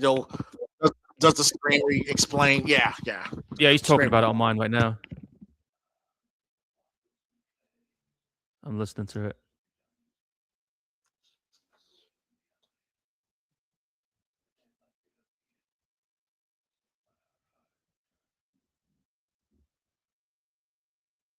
Man. Children that wear a mask but can't get candy. It's a great speech. Oh, yeah. Damn right it is. He has a point, though. The bit where it says, there's a bit here where they were saying about the popularity of masks. I was just reading some of the production about it. You know, in every society, this is what he said. Every society in every time has had masks that suited the mood of the society, from mask balls, yep, I've been to those, to clowns, to makeup, to people who want to act out a feeling inside themselves, angry, sad, happy. Yeah, that's the thing. Like when he says that it's a sad commentary on present day US and the world, that horror masks are bestsellers. Yeah, I think that's why, people were very on the fence with this one, because people want to see mass killers or some shit. But yeah, but the whole thing about masks, yeah, it's like when you put a mask on, it's like you become a whole different person. I should know because I do it enough times. Not the killing part though, but the whole mask stuff. Oh, ironic. We're watching Halloween again on the fucking TV. More self-promotion.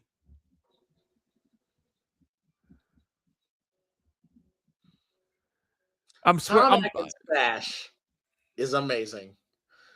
Yeah. He's got a pretty nice skull mask, though. I'll give him that. Hey, here it comes. What? The monologue? Halloween. Oh, yeah. Happy Halloween. Happy Halloween to you, too. Now, since this is on the television, this shows you that Halloween 3 and Halloween 1 and 2 do not take place in the same universe. So that should tell you that Michael Myers cannot be wearing a Silver Shamrock mask, because Halloween, it's just always been a fan theory, and I think it's a fun theory. I don't know if you've heard this, Paul, but Halloween is a movie in this universe. It's fake. It's fictional, right? Yeah. So no, they do not live in the same universe, and Michael is not wearing a Silver Shamrock mask. Nah, definitely not. But James, you're totally ruining my idea, man. Idea these nuts. Yeah. Carpenter has issues with Rob Zombie. I don't think John liked Zombie exposing Michael's childhood in Zombie's first Halloween. You can say what you want about that first half of the movie. It was interesting that they tried to explore his backstory a little bit, but having Rob Zombie handle the reins of it. What did you think was going to happen? Well, I just did not like it because one, I just think it takes away what makes Michael scary. That's his mystique. That's his aura. Yeah. Like Michael is much more terrifying with us not knowing, and plus with Rob Zombie, with how he writes, it's just like, come on, like the first 5 minutes, we get a man's go, "Oh, skull, fuck the shit out of you," and it's like this is not a Halloween movie. Yeah, I know. It's like when I saw that the first time, I was just he was involved in doing the backstory. I was just like, what did you think he was going to do? How do you think he was going to write this? If you saw Devil's Rejects, you should know. Yeah, it's like, and then it's like I like Rob Zombie is a really good director. Really, it's, Yeah. as far as cinematography and filming shots, he's really good at that. When it comes down to writing a story and writing characters, he just goes into hillbilly hick carnival nonsense, and it's like, bro, Rob, can you not write someone that's actually, I don't know, normal? Well, didn't his parents in that come from a carnival background? That's fine, but if everybody in your universe is like, fuck you, suck my dick, suck my vagina, it's like, bro, it's like not everybody talks like this. This is true. Well, he managed to escape in the air vents. Carpenter says Zombie was a piece of shit because Zombie said John was cold towards him. Yeah, well, yeah, there's the story that how Rob Zombie called John for his blessing, and then John was like, I don't give a fuck. That's just John Carpenter being John Carpenter at that point. John is a very blunt, honest, straight to the point type of guy, and sometimes that rubs people the wrong way. Yeah, it's true, man. I mean, like what he says, he's gonna say it. I'm like that as well. Because of that drink a minute. I mean, sometimes people can't handle someone just being straight up blunt. That's just how it is. I mean, I've had moments where I've had people being blunt towards me like that as well, and I'm just like, well, okay, fine. Yeah. Chalice is on the chow. Chalice is on the chow. Yep. It's the same type of music too. It's great. It's great. It's good. Yeah. This music the music's great. Yeah, it's been really good. Yeah, I've seen that video, Chaz.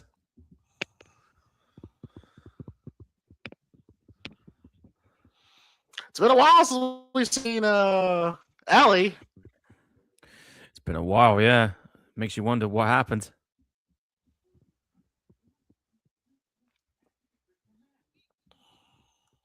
Yeah, you cannot broadcast that commercial because once that commercial is seen by a lot of kids wearing masks, that is it. Game over.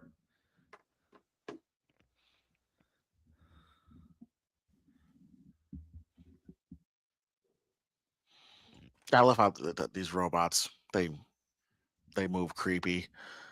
Little Chalice is on the phone. Kind of reminds me of BioShock with the way those things move. It's Nancy Loomis he's talking to. Annie, shut up and listen to what he's saying. It's always about you, Annie. It's always about you, Annie. Yeah. That's your girl, pal. That's your girl. Yep.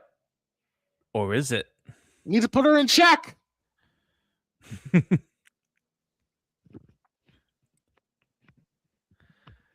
Gotta get out of there, man.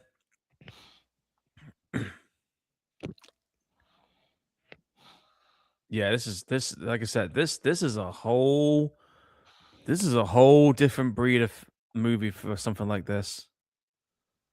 And the movie about the whole movie, you just feel this creepy eeriness, dread around it. About the whole film. There's definitely that like sense of like that dread and that foreboding, like something is like completely off in this movie. in terms of the tone and the vibe in a good way. I mean,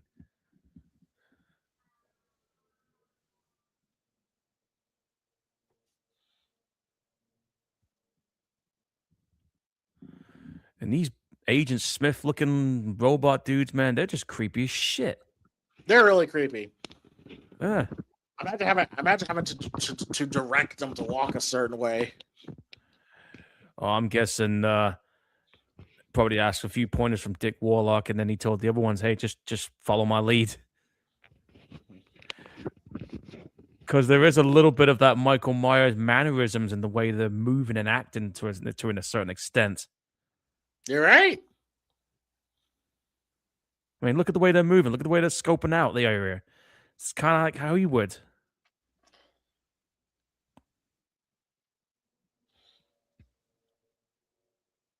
It's just, yeah. Man, this. I could seriously, right? Like you were saying earlier, I can definitely see this getting some kind of modern day contemporary reboot or remake. Yes.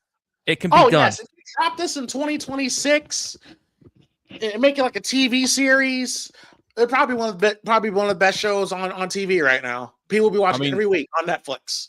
Yeah, I mean, like I said, most of these horror film series have been finding new life as a TV show. I mean, fuck, we're getting Jason returning, but in a TV series that's coming out later this year. You just recently had It come out as a TV show, and people have been fucking raving about that one. I mean, I watched it and I was just like, I'm not gonna lie to you, dude. He was more fucking evil in that show than them two movies combined. And I enjoyed those two films. I've heard. I mean, Now, Paul. Paul. No, Paul. I just want to say, you might not want to look in the chat, unless you remember what the twist is. But, oh, I'm not just saying. Oh my goodness. So, it's all right. I'm just gonna leave it. all I want to say, Ellie show has been quiet. She sure has. So she sure has been quiet.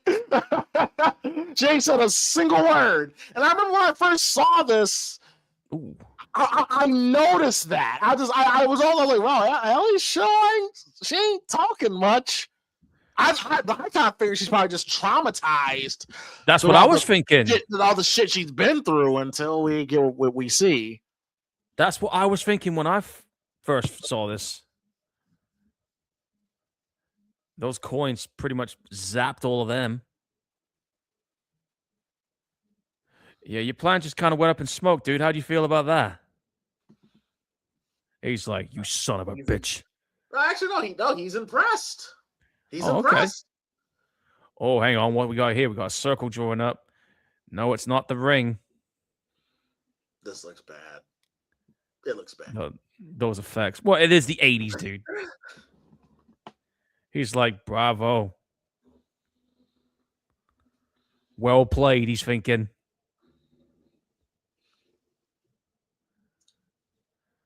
Yeah, somebody needs to do a modern day contemporary version of this. Oh, shit. Happy Halloween, Michael. Well, there goes that lab. Oh, that is some lame ass fire effects. Fucking hell, dude. They couldn't actually burn the place? Okay, fine. Well, they only had like a $4 million budget, so you know. Yeah, you're right, Chaz. The jingle is a character of its own. You're right. You're absolutely right. Yeah, totally agree. But damn, Paul, this broke my heart, man. This really broke my heart. Oh, I can imagine. No! Oh, damn. She has not said one damn word, and she doesn't look traumatized to me. And I love the way how she turned. Like it was really eerie, like how she turned. Whoa, here we go.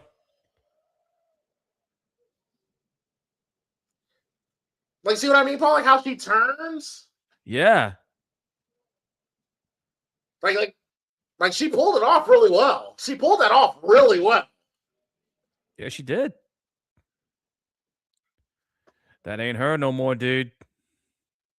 So what happened to the original one?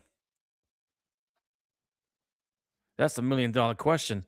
Yeah, Chad, you're right. Yeah, it broke my heart and my balls. Like, yeah, bro. Like it sucked. It sucked because she was fucking hot.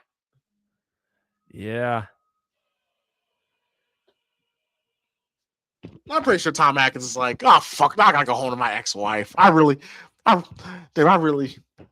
enjoyed that pussy. Ow. Oh, she's missing an arm. She's spewing up. Oh! Ooh. Yeah, that'll do it. I bet that sucked when you first saw it. Having her head knocked off like that. Oh, that sucked. Yep. This is so funny. She won't die. She won't go away. She's just like, oh, great. How am I going to get around now? I just love how he had no problem killing all the other robots. But Ellie, I'm still trying. But Ellie is the one he has the most difficulty killing. Yeah. She will not let him go. Not even her fucking arm is doing it. Well, when you try to break up with a girl and she doesn't take no for an answer. Yep. Yeah, but how she was sitting there in that car with that blank look on her face, how she turned to him, I thought that shit was so creepy. It was. Dude, get the hell out of that town. It ain't worth sticking around. Bail out of there like it's fucking Silent Hill. That's what I want to know, T.H. Chaz. What happened to the original one of her? We don't know. Because we know they captured her, and there was like a long stretch there where we didn't see her. So it probably had to happen around that time. Yeah, they killed her and made a carbon copy of her, and here we are. He's so disappointed. He's like, fuck. He's like, man, I would have loved to tap that ass a bit more, but now she's a fucking robot. I can't do it.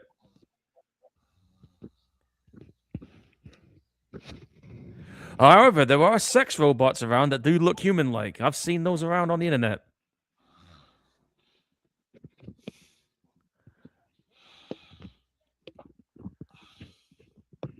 And this ending is just fantastic.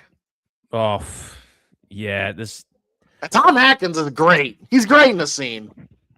Yeah, and apparently this bit where when he stares at the camera, that was completely improvised. He broke the fourth wall at that point.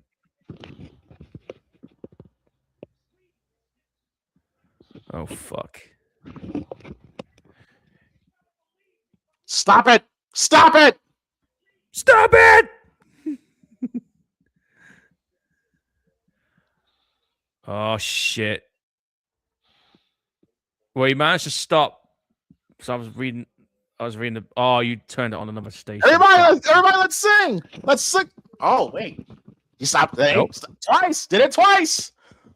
Third time's a charm. You cannot escape it. Oh fuck! Here we go.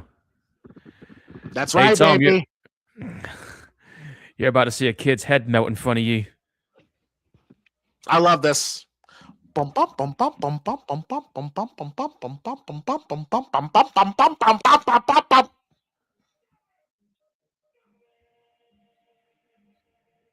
that's it.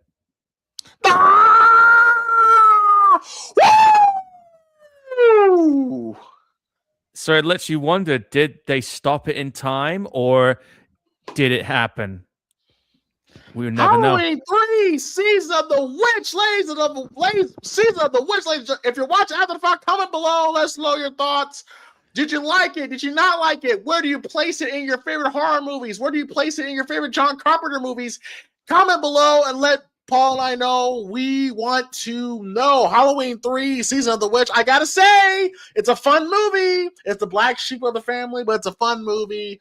And there's a lot of stuff there, and a lot of people love it. It. Paul. Paul? Yeah, I'm here. What'd you think? Well, now that I finally got a chance to watch it again after all this time, I actually did enjoy this one. Fine, I mean, like I remember when I first saw it when I was younger, I was just like, fuck this movie. There's no Michael Myers, but here we are, nearly 3 decades later, and I actually appreciated where the direction they were trying to take it. I like the whole concept of what they were trying to do with the whole Sam Hain thing, and the fact that this guy wanted to wipe out every kid on the planet for the whole Sam Hain pagans type thing. All right, thank you. Just whatever. Like Whatever. It's the same thing. But anyway, no. This movie was pretty cool. Like, there's always that one that's always watching. Actually, it's pronounced this way. I don't give a fuck as long as it means the same thing. But anyway, no, this was a good film. I actually enjoyed this. I wish people did get what they were going with this the first time around, but it seems like it's another classic case of where a film that was shitted on when it was initially released, and then years later it starts to grow some fans and people finally get it and appreciate it. It's the same thing that happened with The Thing, really, isn't it? People shitted on that, but people appreciated it many years later, and this is the same thing that you could say to a certain extent when it comes to this. Do I still feel like it should have just been called Season of the Witch? Yeah, it should have been just called Season of the Witch. And I think that's why the movie rubbed people the wrong way in the beginning, like me, because it was associated with Halloween. But no, this was actually a good movie. Yes, it is the black sheep of the franchise, but I actually did enjoy this one. So yeah, this movie gets a thumbs up for me. Paul, do you think he was able to make him stop? Well, that's the thing, because that music was ramping up towards the end, and I'm guessing when you see him looking at the camera saying "stop it," I'm guessing he just saw that kid's head melt right in front of him. Again, we never know. They left it completely ambiguous. It's a case of the whole, like you say, the whole fear of the mind thing, isn't it? They let your imagination run wild. Well, for me, I think, I think that that was the way it ended was done like that on purpose, because the music was amping up. It was amping up while he was screaming "stop it," and he's like, "Stop it! Yeah. Stop it! Stop it! Stop it! Stop it!" And it's like it's building, and it's taking over. It's taking over, and I think that I think that, I don't know for sure. I don't know. We're not in the minds of Tommy Lee Wallace and John Carpenter. But if you were to ask them, it wouldn't surprise me if they were like, "Oh no, the world ended." That's the idea. The world ended. And according to Tom Atkins, he saved the world. Okay. Maybe he did. But I did hear that, after he says "stop it," we get the, like you hear the Halloween 3 theme song. Yeah. Originally, I heard as the credits rolled, there'll be no music. It'll just be sounds of children screaming. Yeah, I did hear they were going to do that, but for some reason the director kind of backed off on it now. That would have been too much. Here's the thing, though. If I was the person directing that movie, I would have kept that in. You can, but that would have been too much. So I think just by hearing the kids screaming, that will tell you that he wasn't able to stop it. Which by the way, Paul, I've looked, Paul. I tried to see if there was some sort of video or audio of that. Can't find it. I don't think. Yeah, they probably just erased it and put it, put it in a hole, threw away the key, and then threw away the hole that they locked it in. But yeah, but don't. Yeah, but it don't matter though. The kids die. That's what Yeah, matters. And that's and nothing. and also the kids died. The kids died. Ellie died. That broke my heart. I thought she was a little naive, but that's what you expect from a early 20-year-old woman. Wants to find out who killed her father, but at the same time doesn't change the fact that she fucked a married man and ultimately was a hoe. So yeah, but even her pussy perish, man. Shit. Your pussy. Hey, bring the camera, son. Bring the camera. All the young girls who want to make life with pussy, your pussy will perish with you in hell. May your pussy perish with you. May your smooth pussy, creamier pussy, and tight pussy perish with you. Oh, I bet that hurt you playing that one. And that was just a robo pussy too. Actually, you know what, man? And also, Chaz, I'm sorry, fuck that nurse too. She was a hoe too. Your pussy. Hey, bring the camera, son. Bring the camera. All the young girls who want to make life with pussy, your pussy will perish with you in hell. May your pussy perish with you. May your smooth pussy, creamier pussy, and tight pussy perish with you. No one's escaping that motherfucker. No, nobody. Listen, but hopefully this teaches Don Chalice to keep it in his goddamn pants, man. But Paul, will you get ready for the movie news? And I got to take a quick commercial. Yeah, we're gonna take a quick commercial break, and then if there's something that Dr. Don Chalice learned in this movie, in this adventure, he learned that these hoes ain't loyal and you can't save them. Every sister just elbow another sister, he should have listened. Every brother, would you tap another brother and say, I should have listened to her? God help me. Old saints, y'all forgive me, but I got to tell you, these hoes ain't loyal. You got to find somebody.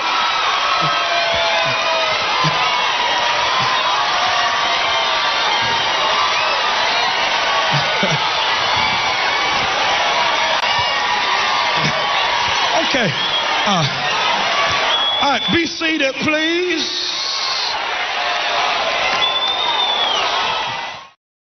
If Jesus can't save these hoes, why are you trying? What make you think you greater than Jesus, nigga? If Jesus can't save these hoes, why are you trying? Why are you trying, nigga? If Jesus can't save these hoes, why are you trying? Why are you trying? What make you think you greater than Jesus, nigga? What make you think you greater than Jesus? What make you think you greater than Jesus, nigga? What make you think you greater than Jesus? What make you think you greater than Jesus? Swing the remix, God! Can't save these hoes. Can't save these hoes, nigga. Can't save these hoes. Can't save these hoes. Can't save It's these my hoes, shit. nigga. Can't save these hoes. Can't save these hoes. Can't save these hoes. Can't save these hoes. Can't save these hoes. Can't save these hoes. Can't save these hoes, nigga. If Jesus can't save these hoes, why are you trying? Why are you trying? If Jesus can't save these hoes, why are you trying? Why are you trying? What make you think you greater than Jesus, nigga? What make you? Okay, I just had to. Dr. Dan thought he was greater than Jesus, man. You can't be. Go ahead, Paul. All right, just gotta try and get this bloody disgusting news article to load up because for some reason I think their server just went down. But I'm just gonna see what I can find. I do remember seeing something on here if it loads up. But Some big news drop or something. That's why server went down. I don't know. For some reason, the Bloody Disgusting's website seems to be down, but I do remember reading some bits of news that I saw from the last 2 days. I'll start with this one. I don't know if you knew about this, but did you hear that Sam Raimi and he's got a couple of film directors together to do a new Darkman movie. Did you hear about this one? No, this is first I heard.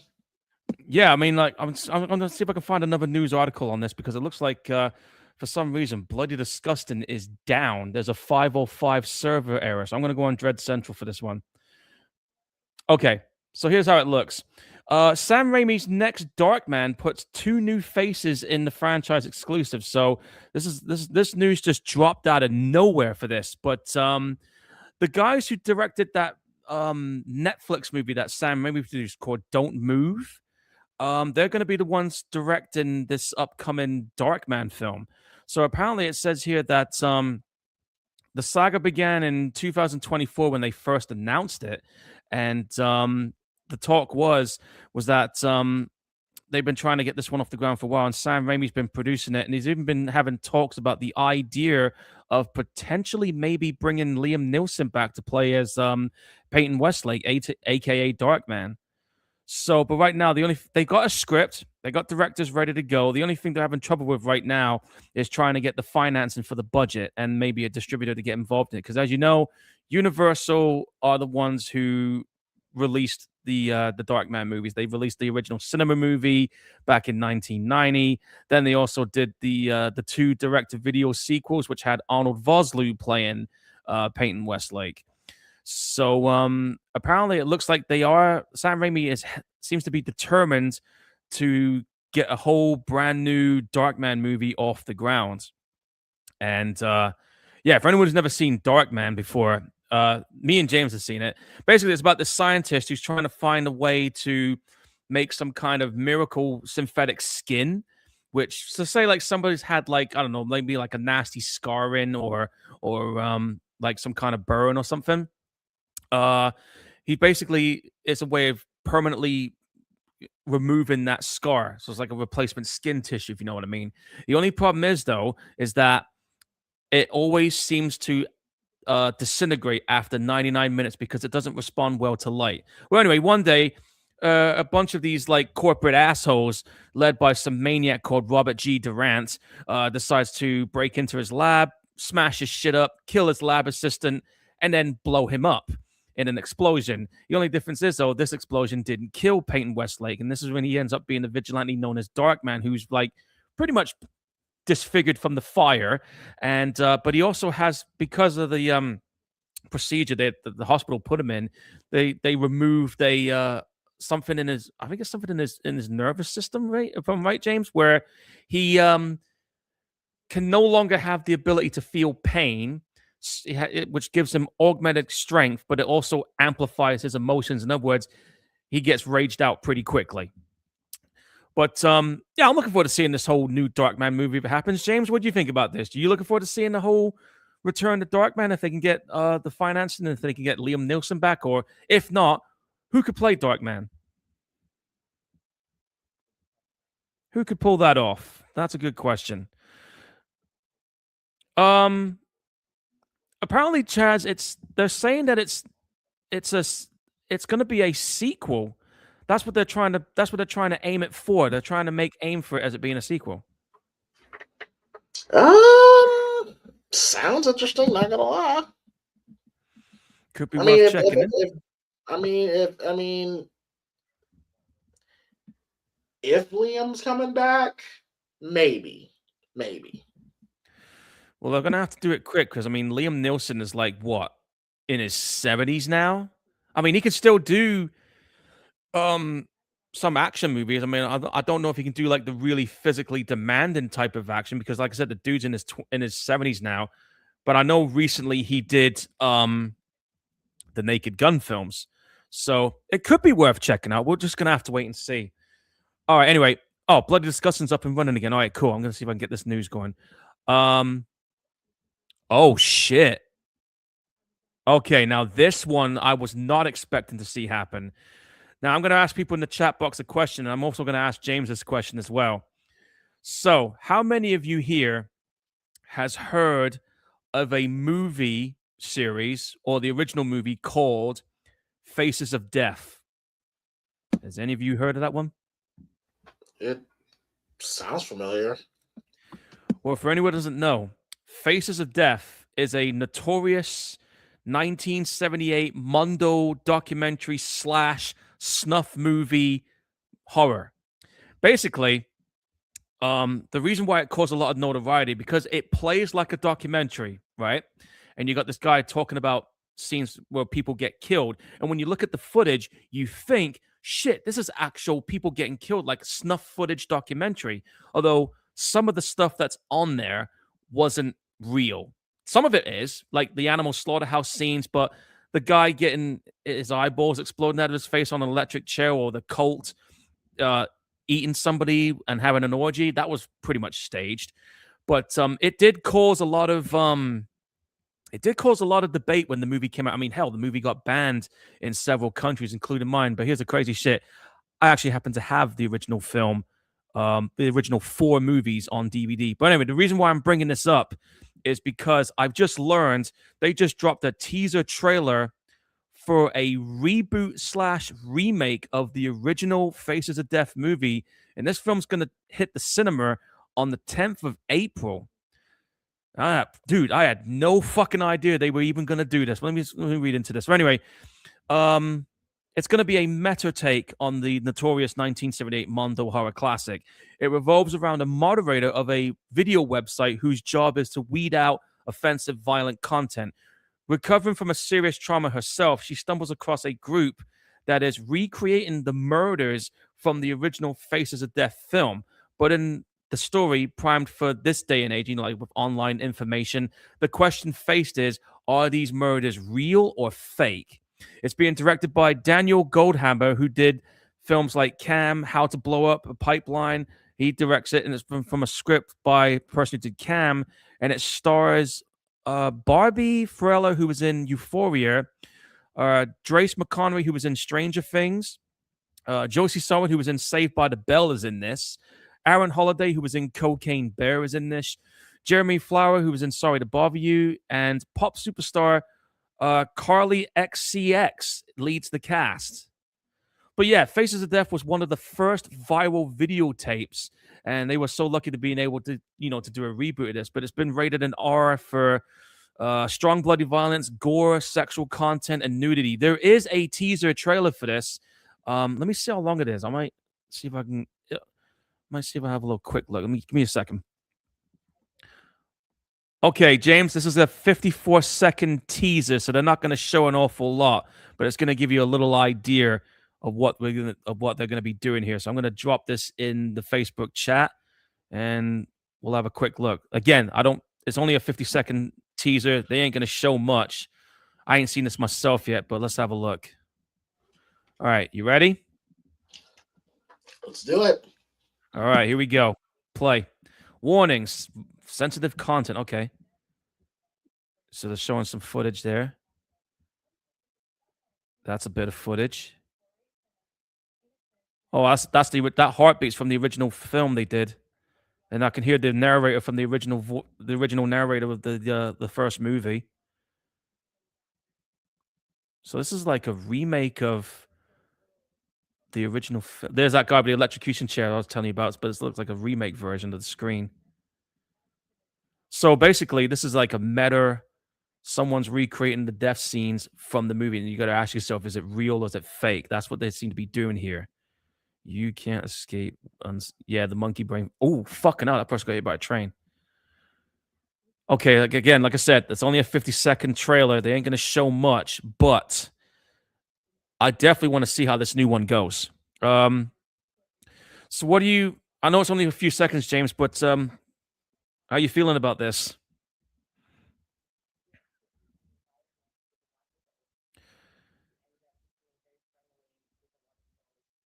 I guess James is having a quick look at that. But yeah, that's going to be dropping on the 10th of April. I don't know if it's going to get a UK release because, again, like I said, the original movie was banned in the UK for a lot of years. I think they did. Actually, no, I think they did eventually release it in the UK, but I think they cut a few bits from it. So, yeah. I don't know. Could be worth checking into, but we'll have to wait and see on that one. But anyway, let's see what else we got going on here. again, because we're at the start of the year, so there's not going to be much here. Okay, Richard Brake, he's going to be joining the cast of Masked Killers in the upcoming Strangers Chapter 3. So they just recently released a new poster. It's obvious it's him because you can tell by that grin of his. He has like a very like sinister looking grin. That's the one thing I will say about Richard Brake. Again, I'm not really a fan of the recent Stranger prequels. I mean reboots because I mean the original 2 Stranger movies that came out in 2008 and then that one that came out 10 years later, the Prey at Night, they were good. But these recent ones, I only watched the first one. I haven't seen the other 2 yet. But after that first one, I was just kind of like, I don't know if I want to watch the other 2. I probably will end up watching Chapter 2 and 3 when they end up being free to watch on Amazon Prime, maybe. So I might watch it there. But I don't have a lot of expectations for the stuff of that. Oh, Jesus Christ. They didn't just do a reboot of Attack of the Killer Tomatoes. Oh my fucking God. All right, I need to have a look at this. Hang on. I gotta see this. Okay. The Attack of the Killer Tomatoes is back, and they just recently released a teaser trailer for this upcoming film called Attack of the Killer Tomatoes Organic Intelligence. The pre-release screening of the film will take place on the 20th of February aboard the USS Midway Museum, where part of the movie was shot in San Diego, with all the proceeds benefiting from the Freedom Park at Burnham Navy Pier. This is going to be the 5th installment. Fucking hell, there's been 5 of them. I remember being 2 of them on that I've seen.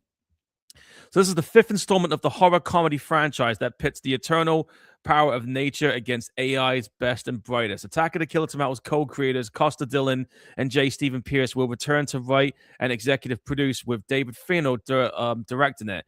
David Kochner, who was in Anchorman, Dan Blakely, who was in Veep, Daniel Roebuck, who was in Terrifier 3, Catherine Corcoran, who was in the first Terrifier movie, Paul Bates from Coming to America, Vern Winston from the Fresh Prince of Bel-Air was in here. Eric Roberts is in this. John Astin from the Addams Family. This is a fucking solid cast here for a film like this. But yeah, for anyone who doesn't know, the original Attack of the Killer Tomatoes came out in 1979, and then they did a sequel in 1988. I remember seeing those 2. I don't remember seeing the 3rd one that came out in 92, and then the 4th one, which came out in 1992 as well. I do remember that animated cartoon series, and if I remember correctly, I think George Clooney was in one of them. I think he was in the 2nd one, if I remember right. But yeah, I can't believe this. There's a fucking brand new Killer Tomatoes movie. I'm gonna have a look at this trailer. I'll put it in the chat box for James to have a look at as well when he gets a chance. It's only a 30-second 9. It's only a 30-second 9. Oh, probably not much looking at it. I'll wait until the whole trailer comes. Let me have a quick look. Hang on. So there's a USS Midway. I can't fucking believe they done another one. Oh my. And it looks just as campy and cheesy as the last ones. I probably will watch it because, again, like I said, I'm someone who likes watching those like oddball schlocky type movies as well as the ones we've been watching that me and James watches over the years. But Jesus, I can't believe they made another one. That's fucking crazy to me. But yeah, that's going to be dropping. When's that coming out? It's going to be out later this year, and it's going to be released by Anchor Bay Entertainment. And yeah, recently Anchor Bay has been coming back lately with some new films. So that should be that should be a watch if anyone is interested in seeing it. But I would say check out at least the first 2 before you jump into that one. What's this? We've got a film here called Dolly. What the fuck's this? They just recently dropped the trailer for a backwards slasher movie called Dolly, which is a French. Oh, it's a French one. Well, anyone doesn't know, if you guys have seen films like Frontiers and Martyrs, the French are known for putting out some really extreme horror films. But this is like 70s horror meets French extremity and gritty backwards slasher. The movie's called Dolly. Let me look this up. Okay, so The film is shot on a 16mm film. The story centers on Macy, a young woman who's fighting for survival after being taken by a deranged, monstrous figure intent on raising her as their child. What the fuck? It is said to be a blend of inspiration from gritty 1970 horrors like Texas Chainsaw Massacre and The Hills Have Eyes, but has the same extreme horror style like the French have been doing with films like High Tension, Martyrs, and Inside. Sean William Scott's going to be in this. Fabian Teresa's in it. Ethan Sperling's in it. And pro wrestler Max the Impaler is in this. Ooh, okay. Oh, God. Oh, you've heard of him? I've never even heard of him. What do you know about him? Max, it's a female. Oh, okay. So that's going to be the killer then. All right. So this movie's going to be dropping sometime later this year. Like I said, there is a trailer. Let me see how long the trailer is, and I don't know if it's long enough. Okay, it's about 1 minute and 53. It's going to be released by Shudder, so this will be on Shudder at some point. James, I'm going to show you this link. You can have a quick look at this, but I'm going to have a look at it right now. Okay, here we go. Let's check out this trailer for Dolly. I'll tell you what I see. Okay, there's a couple of toy dolls. We're in the woods right now. 2 hikers. So this one was at the Fantastic Fest as well. I'm just waiting to see what the killer looks like. There's Sean William Scott who's in this, surprisingly. A lot of dolls strung up in the trees. Like, what the fuck? Nightmare Fuel says RogerEbert.com. Okay. I think I just saw that person you were talking about, that Max the Impaler. I think she's the killer in this film. She's wearing some weird ass doll mask. Oh shit. Okay, that was pretty brutal.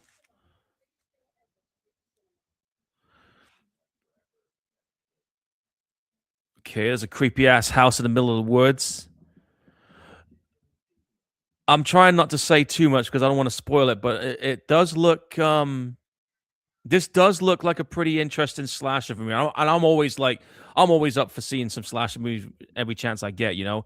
And sometimes Shudder does bring out some pretty decent ones, so I might actually check this one out. I'm definitely down for seeing this one.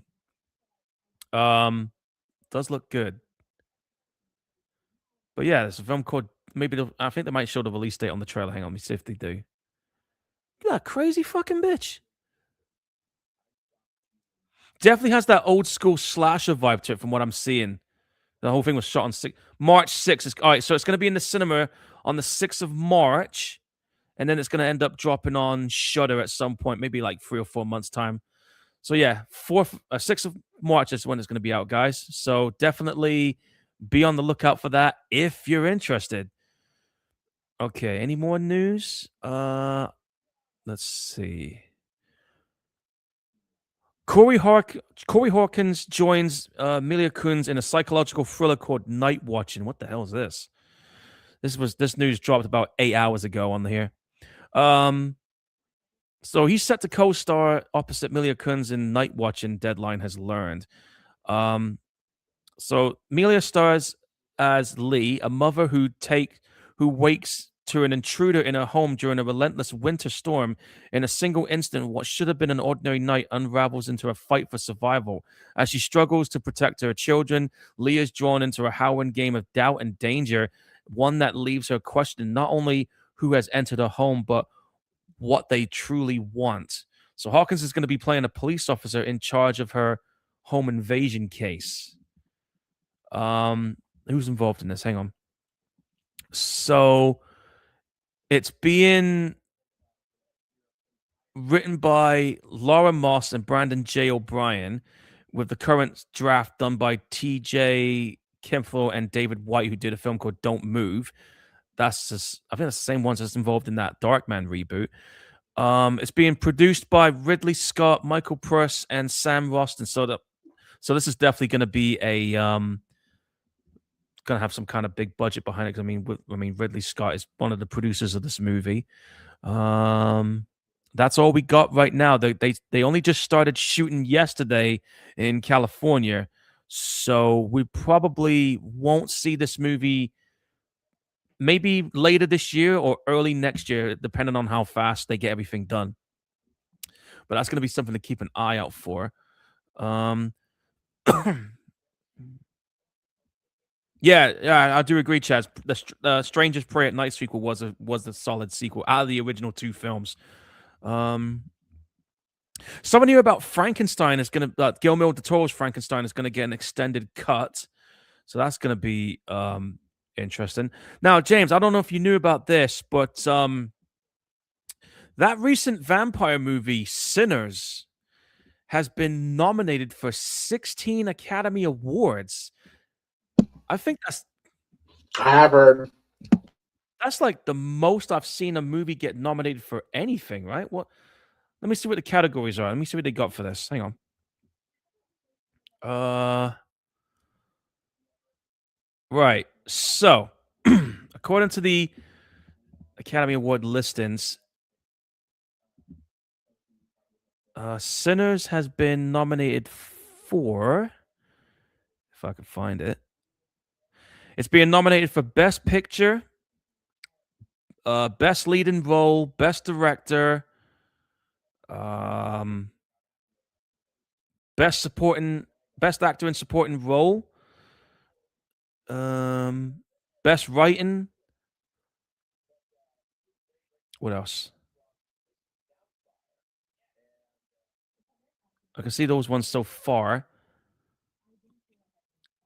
It's in there for Best Casting, Best Sound, Best Music, original score that is, Best Song, that one is called I Lied to You, Best Cinematography, Best Production Design, Best Makeup and Hairstyling, Best Costume Design, Best Film Editing, and yeah, that's it.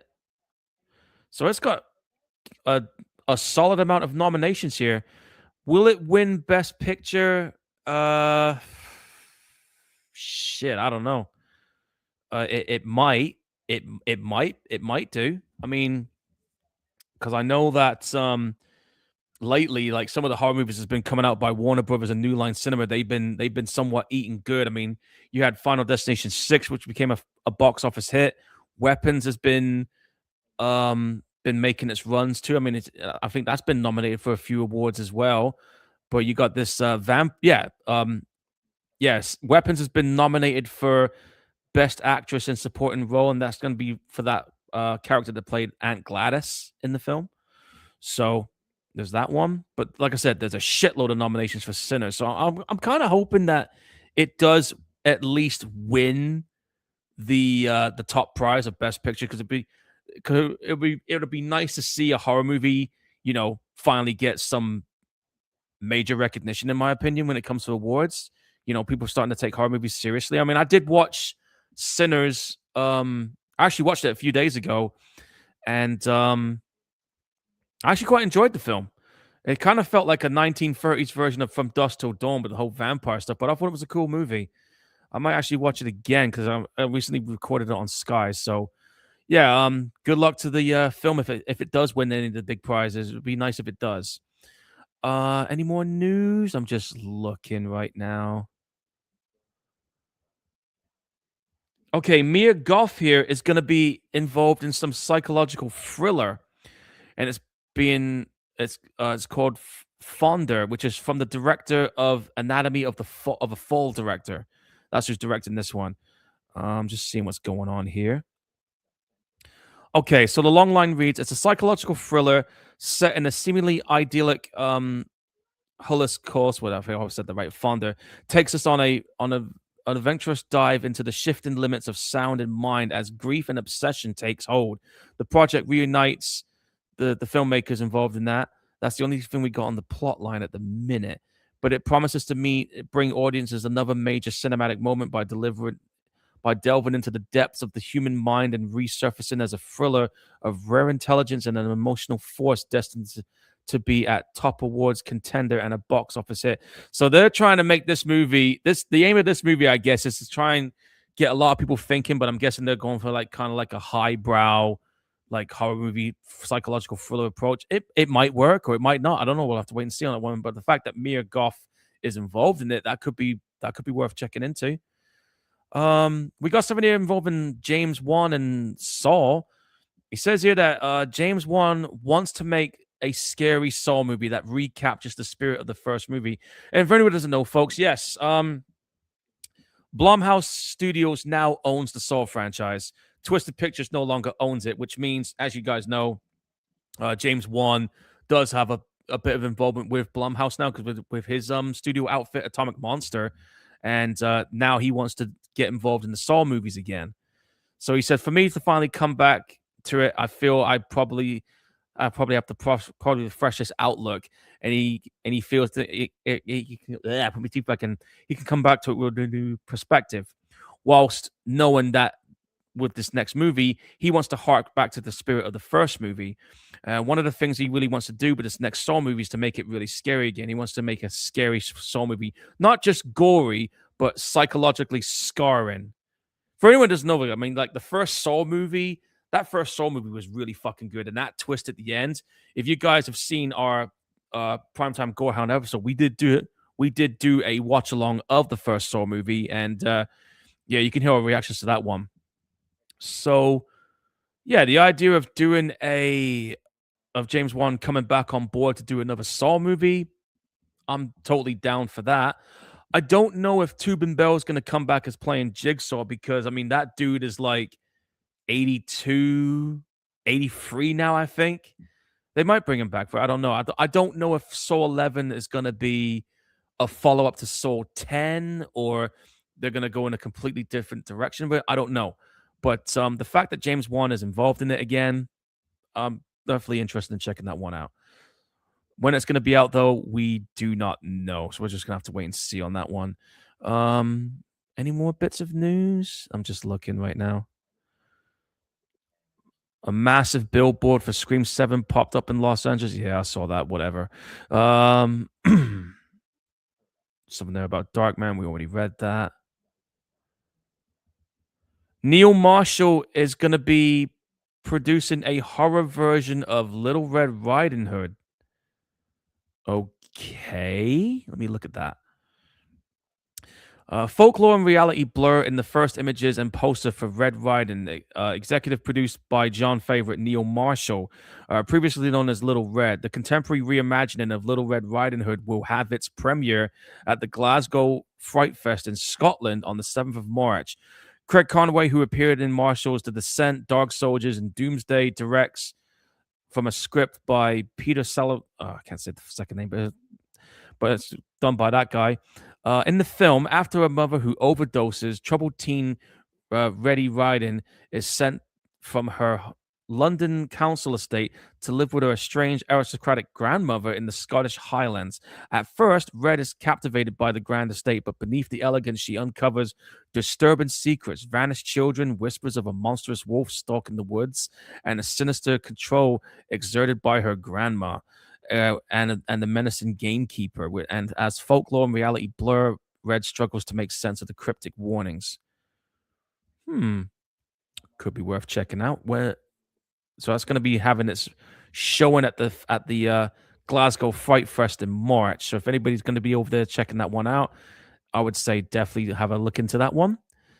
Robert Eggers' version of Werewolf has officially wrapped up filming, which, by the way, guys, they filmed it in Dartmoor, which is actually not far from where I live. So that's going to be dropping on Christmas. Anything else? Something about Resident Evil.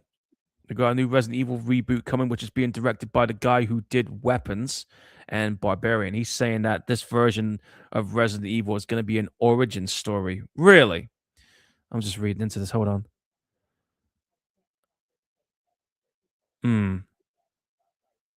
So it looks like he's going to make it an origin story from the sounds of it. There's not much to go on. All I got is this one image that they got there. So I'm going to wait until the trailer comes because that movie's going to be dropping on the 18th of September. I will say that I thought the previous Resident Evil movie, that Welcome to Raccoon City, was absolute fucking dog shit. I wasn't a fan of the first 2 movies, but I do like the sequels from part 3 onwards. So, but seeing that you got a new Resident Evil movie done by the guy who did Weapons, I got a feeling this one might actually be worth watching. So I'm gonna wait until a trailer comes out and then we'll go from there. Anything else? What's this? Nah, that's just a movie poster. I think that's all we got for now, dude. That's all we got? Yeah, it's a slow one this week. Alrighty. Well, good to know. Good to know. Well, okay then. So just let you know. Let's let everybody know. There will not be a Gorehound episode next week. I will be out of town next week. So Okay. so I think the next one is looking like will be The 18th. the 18th. Yeah, the 18th. Yeah, I'll be out of town, and then Paul got to meet Kevin Nash and decide how to go and take over and run the wrestling company. And What's going on, guys? Is that next week it's me going back to the Venice Carnival once again. So I'll be back on the 18th if all goes good. So when we do come back on the 18th, the next movie. Wait, actually, no, it's your turn, right? Yeah, it's my turn when we come back. Yeah. Oh yeah. Wait, what's your movie? Well, the movie I've chosen is I was gonna set it before Valentine's Day, but you know what? Fuck it, we're gonna pick it anyway. It's a recent slasher movie that came out last year, and it's called Heart Eyes. All right. What you got? Well, it's a movie that I think, though, is no question one of the greatest movies of all time, in my opinion. It's led by one of the greatest performances of all time. And being that's gonna be around, it's gonna be around, pretty much like well, it's February, so the theme still apply. It's a classic, all-time classic, and directed by one of the greatest directors of all time. Well, this sounds like a big one. A movie that's, my words, mood, atmosphere, dread, creepy imagery, creepy performance. Ooh. And so the movie we'll be watching will be wait, hang on. So let me make sure what year they come out. What year it came out. Okay. Yeah, of course. We will be watching the 1980 version, because there is a remake. So I just want to clarify the 1980 version of The Shining. The Shine. Oh fuck yeah. Yes, I happen to actually have that one and its sequel, Doctor Sleep. But yeah, I got the director's cut version of The Shining as well. So yeah, I'm looking forward to doing that one. All right. Well, good shit. Paul, tell the people where they can find you. Well, if you're on Facebook, guys, you can find me on Paul Burt's Photography Corner. I just recently put up photos from last weekend's gig, which was War Crab playing, and that was a pretty decent night. There'll be a lot of photos coming up, probably after I'm back from Venice, because as much as I would like to put some more photos up while I'm out there, I want to try and enjoy myself a little more. But yeah, Paul Burt's Photography Corner. Also on Facebook, support Indie Horror, which is a horror group that I run. There's a lot of cool content in there. And of course, if you're on Instagram, you can find me there. If you're on TikTok, you can find me there. I'll probably might post some videos on there when I'm in Venice. And of course, there's Blue Sky as well. And of course, you can find me at Primetime James Thomas. That's my professional wrestling channel. We can find all my professional wrestling matches. Of course, here, Primetime Movie Network, and of course, Primetime Podcast. Be sure to hit that like and subscribe button, and share this video. Like I said, Cash App is PrimePod313. Again, PrimePod313. I had to burp. I had to burp there. I just drank some ginger ale. Oh, I kicked my ass for a second there. But yeah, PrimePod313 is the Cash App if you ever want to donate to the channel. And we're going to go ahead and get the fuck on out of here. So, thank you for hanging out with us for episode 138. Yep, 138. 138 of the Primetime Gorehounds for Halloween 3. Again, let us know your thoughts in the comment section and in the now in the comment sections. Where you rank this movie, how do you feel about this movie? And before we get out of here, I just want to remind y'all that it's Valentine's Day week. It's gonna be Valentine's by the time we come back. And if there's one thing that I can teach you, and if there's one thing that Tom Atkins can teach you, is that you never, ever,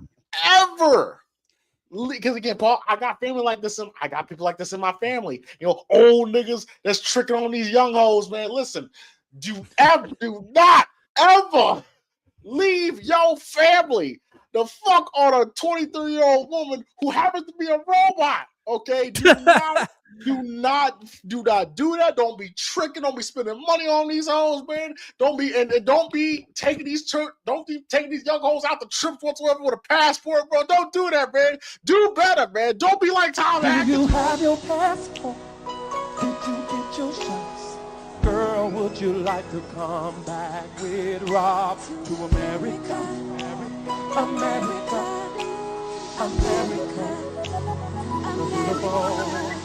Do you have your passport? Did you get your shots? Who wants to come back with us to America?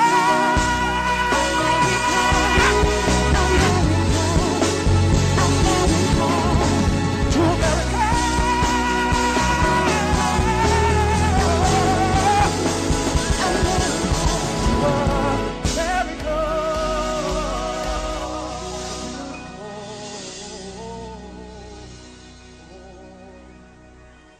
To America.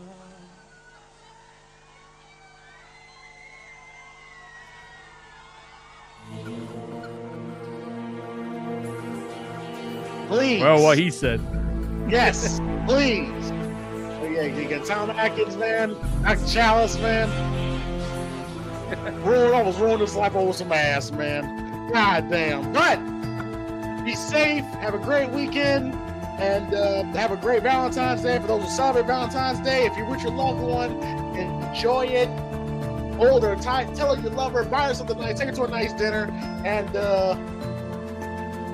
get that ass. We will see you all on the 18th. We are out. Peace. Laters. That's right. You so-called Christian-looking whores, jumping in some church, flapping your ankle chains around, all on the choir, breasts hanging out, lips all red, nails painted red, purple, blue, green, long like bird claws, all this fake hair, breast implant, toenails painted with little fake diamonds in it. Your toes ain't richer. You're nothing but a prostitute. Amen. Yeah, man! Wonderful prostitute. Go to church now. Go to church. Got nothing but a singing hoe, a shouting hoe, a organ playing hoe, a choir director hoe. Hey, preacher. If what I just said describe your wife, you're married to a hoe. Amen. Am I right, sir? Talk to me.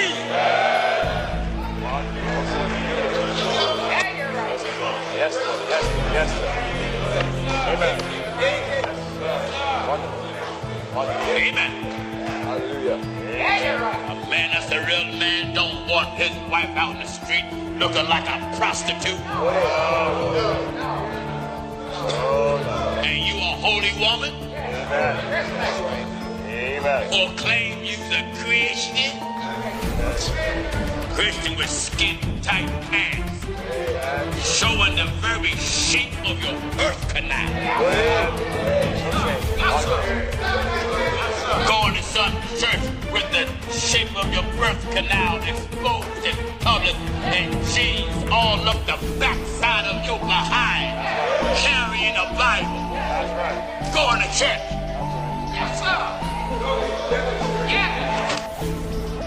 See you all when I'm back.